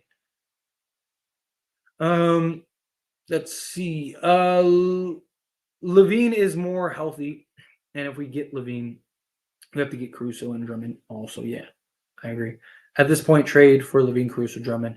It's the only trade that'll impact win, not just giving Reaves for Murray. And keep D'Lo doesn't make sense. Yeah, if you get Murray, keeping D'Lo makes 0 sense. You got to trade him. Let's see. No one is coming. We will see. Time will tell. Maybe it won't. You never know. You don't know. Nothing is for sure until it actually happens. We're off the fire ham and back on the Haiti train.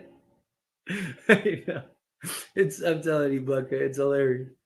Anthony Davis has one bad game out of 40, and everyone's like, not everyone, but you got all these people with their pitchforks and stuff. When the entire defense was designed to just slow down Anthony Davis today, like they could give 2 Fs about anyone else on the roster. It was all just Anthony Davis, but yeah. Trae Young, no, stay as far away from Trae Young as possible. Is there anything that Darvin Ham is good at? There are several things Darvin Ham is good at. If he has the right pieces, he is an excellent defensive schemer, right? Like, look at last year. Lakers were like top 5 in defense with an undersized team, right? But he had the pieces he needed, right? We were undersized, so he didn't really have the perimeter guys, but he had that point of attack defender because his whole defensive scheme is to have that point of attack, basically trail and funnel the offense into your defense plan, right? Then you have Anthony Davis in the background as your primary shot blocker. Think of Milwaukee Bucks. They had Drew Holiday, who would just basically trail. Then you had Brook Lopez and Giannis in the backcourt, right? And then you have the guys out on the perimeter rotating, right? So he is a good defensive schemer if he has the right pieces, right? He's also he's good player coach, good motivator, and he's good with the media, right? That's why, like, I don't mind if the Lakers keep Darvin Ham as the head coach, but you got to get an experienced, just veteran type coach to be his main assistant. You got to get somebody that has the experience, that understands. Darvin Ham's issue is the X's and O's. You got to get somebody that understands just the X's and O's, the flow of the game, right? Somebody that can call timeouts properly, somebody that can kind of operate the rotations, somebody that can get in Ham's ear and go, hey, like maybe we should do this, right? So that's the thing. And I'd like to get somebody that is better offense oriented. Like think of the 2020 team. Frank Vogel is not a good offensive just structure. I mean, look at the Phoenix Suns. The Phoenix Suns have Kevin Durant, Devin Booker, and Bradley Beal, and they're the worst fourth quarter team in the league. Like, why? Because they don't have anybody that can structure offense. And their entire offense is just those three basically going one-on-one, right? But he's an excellent defensive coach. He just doesn't have the defense skills, right? But the year we won the championship, you had Jason Kidd. Look at Dallas. Dallas is excellent offensively. I mean, it also helps that you have Luka, but Dallas is good and they run good offensive schemes. He also was the no-nonsense guy, right? He was also the guy that would call out LeBron James, that would call out Anthony Davis, that would get on them and tell them, like, hey, you guys, no, they're not the problem right now. You're the problem right now, right?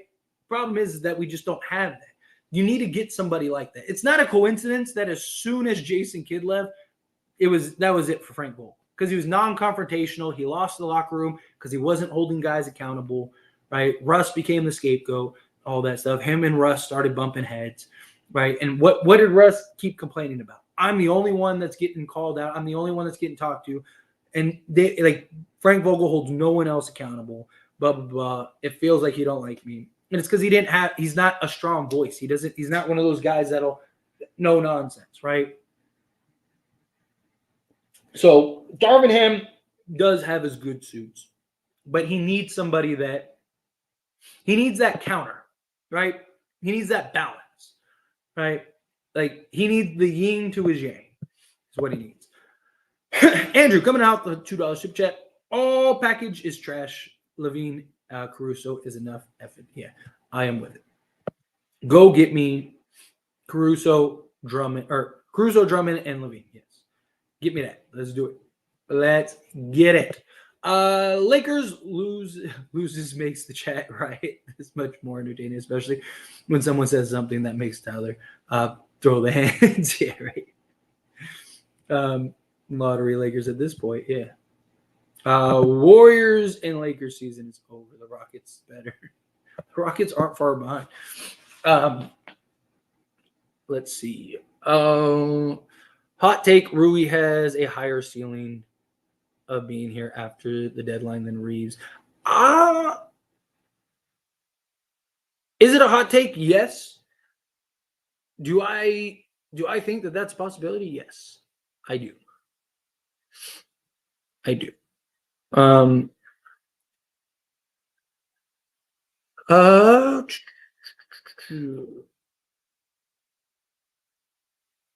LaVine, while a good natural scorer and run pressure guy, is inconsistent, but I think he wants out from the Bulls. But if we were trade for him, get Caruso and Drummond too, he's not like people talk about him being inconsistent, but his inconsistency isn't the inconsistency that people make it out to be, right? Like, is he like, can he be inconsistent at times on the offensive end? Yes, but his inconsistencies are still better than like everyone on our roster.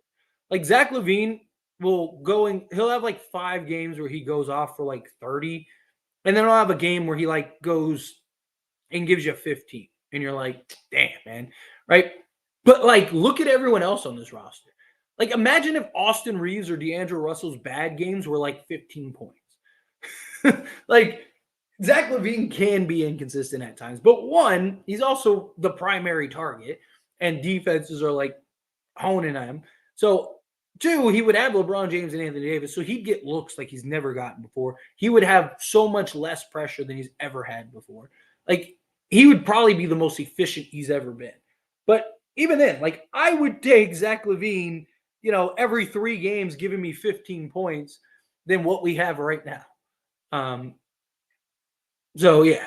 Again, like, people act like, oh, and I'm not saying you, Waja. I'm talking like, but I see a lot of comments of people that are like, but Zach LaVine can be inconsistent, right? Why do you want somebody that's inconsistent? And I'm like, what are you talking about?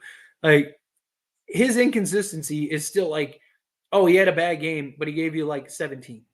or he gave you like 20 instead of like 25. Braun on the Heat. Won't have to babysit and be hype man. Enjoy retirement with the chip. Let's see.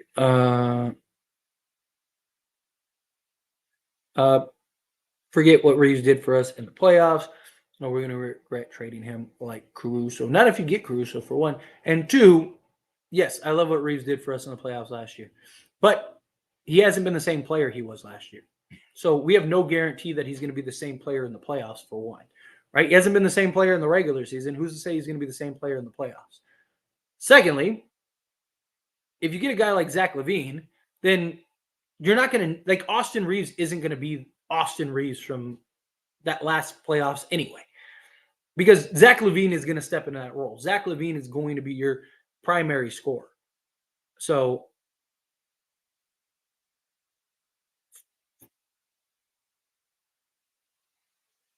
let's see. Sorry, trying to find something to me. So much for Laker Domus, caught in 4K. Not predict the future yet again. Yeah. Not yet. I dropped the ball. I was wrong on Reaves. Oh no, the sky is falling. If Lakers ask LeBron to take a pay cut so we can get better players, will that help the Lakers? The problem is that even if LeBron took a pay cut, the Lakers are still over the cap. Hey, if the Lakers don't make a single trade, they would still be over the cap, because you still have D'Lo on 18 million, you have Rui on 17, you have Reaves on 13, you have Vanderbilt on, what is he making, like 15 or whatever. Like, you start adding up all the contracts, LeBron would have, like, LeBron could take a $20 million salary and we'd still be over the cap. He would have to basically take like 10 million a year, which he's not going to do. Fax the new script. Just email anymore. Lakers fixes it.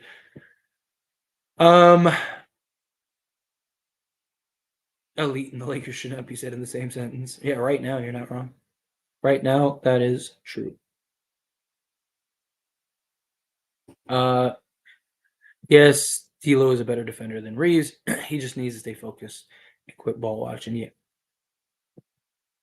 Yeah, he kind of gets, that's my one complaint about D'Lo's defense, is he does kind of get like distracted by the shiny toy. You know, like something's going on over here. He's like, but like his defender's here, and then he like loses them when he gets backdoored. So that's not fun. Don't forget to give the video. Oh, I should have said that earlier. I don't even think I said it earlier. It's all right. But yeah, for those that are here, hit that like button, hit that subscribe button. If you're not subscribed, hit that subscribe button. You guys are beautiful. Hit that like button. You guys are awesome. All right. I'm going to power through a handful more questions, go 8 more minutes, and then I'm going to get out of here because I've been going 8 minutes shy of 2 hours. So let's power through a couple of these and we're done. I'm trying to find a slate towards me, and then we will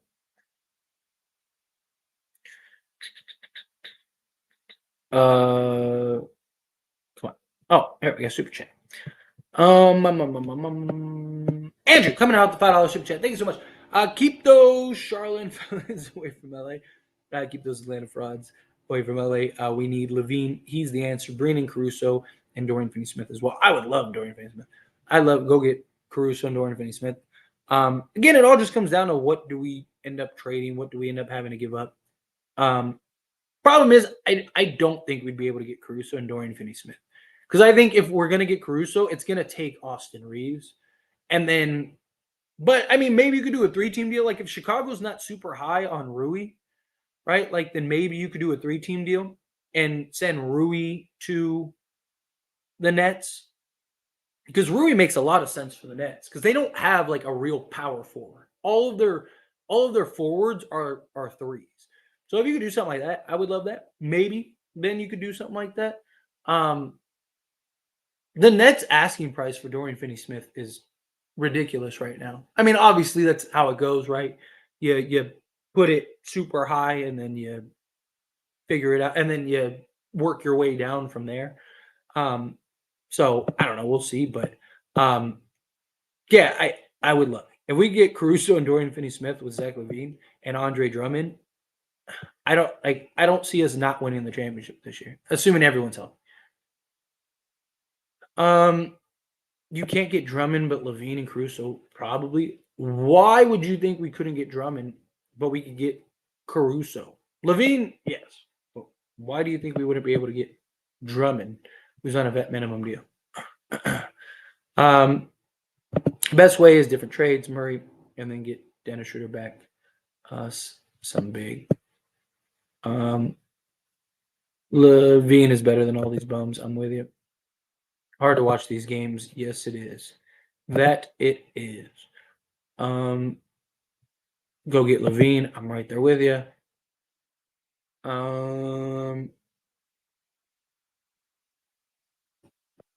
Let's see. Kick rocks, Tyler. Vote for Pedro. I heard that DeJounte is more likely. The Lakers seem to be making DeJounte their priority, is what it looks like. But yeah.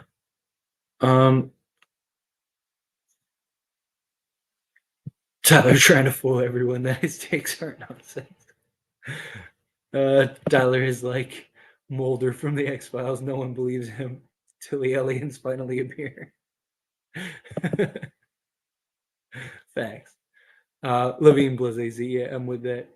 Let's get LaVine and AC home. I am with that. That's what I prioritize.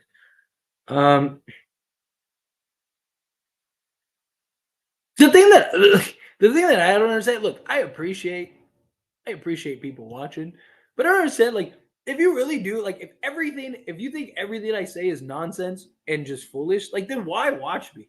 Like, that's the thing I don't understand by some of these people. Like, again, I appreciate the comments. I appreciate I mean, he was sending me super chats just to like talk shit. Like, thank you. I appreciate that. I will take that. You can talk all the shit you want, especially if you're sending me money. Like, but like my thing is like, if you really think I'm that much of an idiot and you think like everything I say is nonsense, then like, why are you watching everything that I say? Like I'm not the only Laker YouTuber. Like, if you think I'm an idiot and everyone else isn't, then why? I've never seen somebody that like I've watched and been like, I think this person is speaking nonsense and ever watched them again. Like, I usually am like, okay, like now I know not to watch this person. It's just crazy to me. Like, people will waste their time watching somebody that they think is an idiot. Like, you think I'm an idiot, that's fine. You think I'm an idiot. But like, why are you watching everything I do if you think I'm an idiot? But again, I appreciate it. It's watch time, it's engagement, it's all those things. So it helps. But I don't know. I just think I've always thought it was silly. It's just like, what? There's no trade that makes us a contender. It'd be a little better, but not a contender. And plus, the coach sucks. Rotation's terrible. Not a coach team franchise like this. I don't know. Again, don't be surprised. I don't think one, like, if you just get LaVine or you just get Murray or whatever, I think the Lakers still need a little more. But like I said, do you really believe the Lakers are one player away from fixing their problems? No, I don't. But like, let's say you just like, if you just get Murray, I don't think it makes it much better. But let's say you get just Zach LaVine, right? I believe Zach LaVine by himself would be enough to get us to the playoffs. Then, if we're in the playoffs, I trust LeBron James and Anthony Davis to get it done, right? As long as you have LeBron James and Anthony Davis in the playoffs, you have a puncher's chance. The Lakers went to the conference finals with LeBron James and Anthony Davis on one leg.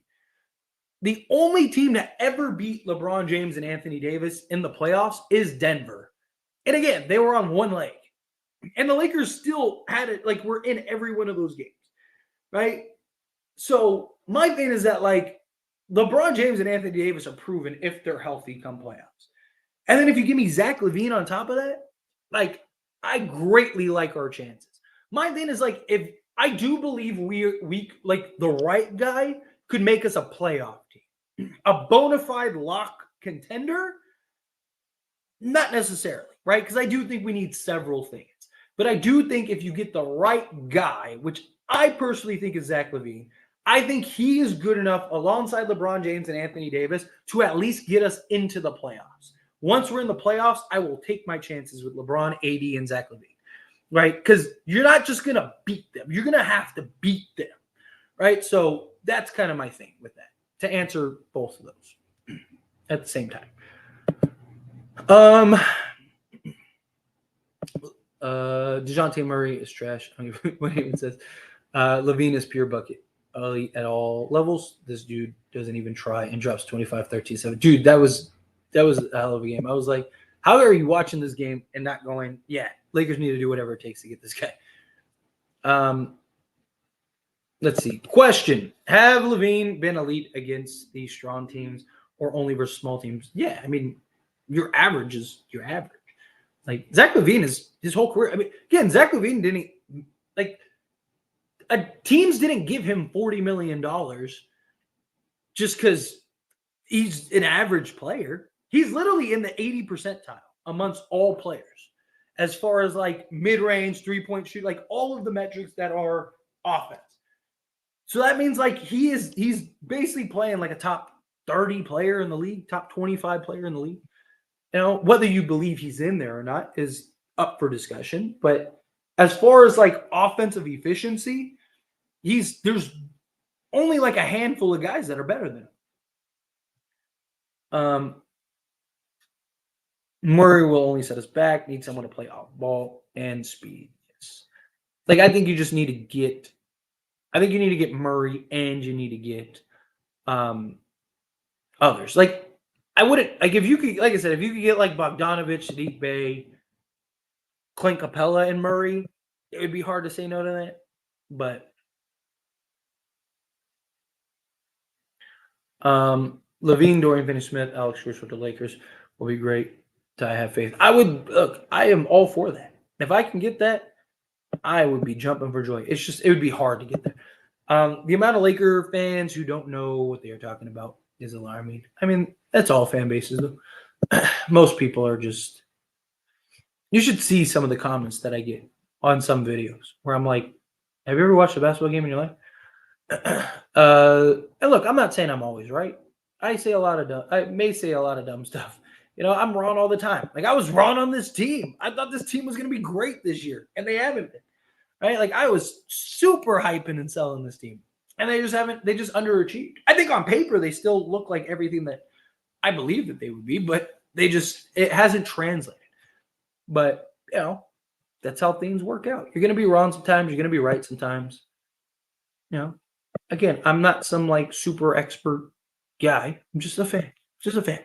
Andrew, coming out $2 super chat, and then I think I'm going to end the live stream here. If I get another super chat, then I'll answer the super chats. But outside of this, I'm probably just going to end the stream here because I've been going over 2 hours, and I got to start setting up for tomorrow. So, Andrew, Blinka, don't overthink it. Go get Zach and AC. I mean, I'm sure he's working on it, right? I mean, he's going to do his due diligence, which I'm okay with, right? He's gonna try to figure things out. But yeah, I'm totally okay with get it done. And I hope it gets done sooner rather than later. Because I'm telling you, like, if we have to wait till the trade deadline, it's going to be too late. It is. I mean, we're 5-12 in the last 17 games. And we still have 14 games, 13 games between now and the trade deadline. So, like, let's say we go another 5-10 or whatever, or 5-9. Now you're that's 4 games. So now you're 6 games under 500 come the trade deadline. Your season's over. You're going to be 4 games out of, like, the 7th seed. Season's over, right? You're definitely not going to be able to catch the 6th seed. So you could kiss that out the window. And you're probably going to be too far to catch the 7th seed. So that now the 7th or 8th seed. So now you're probably playing for the 9th or 10th spot. And you have a month and a half, so you'll have like 30 games, and you have to build chemistry, ball out, all that stuff in like 30 games just to get to the 9th or 10th seed. Like, what's the point? At that point, the season's done. It's over. So I just, again, they got to get it done. By this time next week, we need to have the trade. We do. By this time next week, it needs to be. I need to be making a video of like we just got, like, if we want to save the season, right? Then I gotta just be like, hey, everybody, guess what? We just got Zach LaVine. Otherwise, if it doesn't happen, that's it. It's a wrap. But anyway, like I said, I'm going to get on out of here. I've been going over 2 hours, and I got to start setting up and stuff and get videos recorded and ready for Manana tomorrow. But I appreciate you guys. You guys are awesome. And, yeah, thank you all for hanging out. Again, hit that like button. Hit that subscribe button. You guys are awesome. Thank you, everyone, for hanging out with me. Everyone that gave me super chats, thank you so much. Seriously, I appreciate it. You have no idea how much it does. It really does help me. And you guys are awesome. I do. I appreciate y'all. And I will see you all in the next one. Hopefully we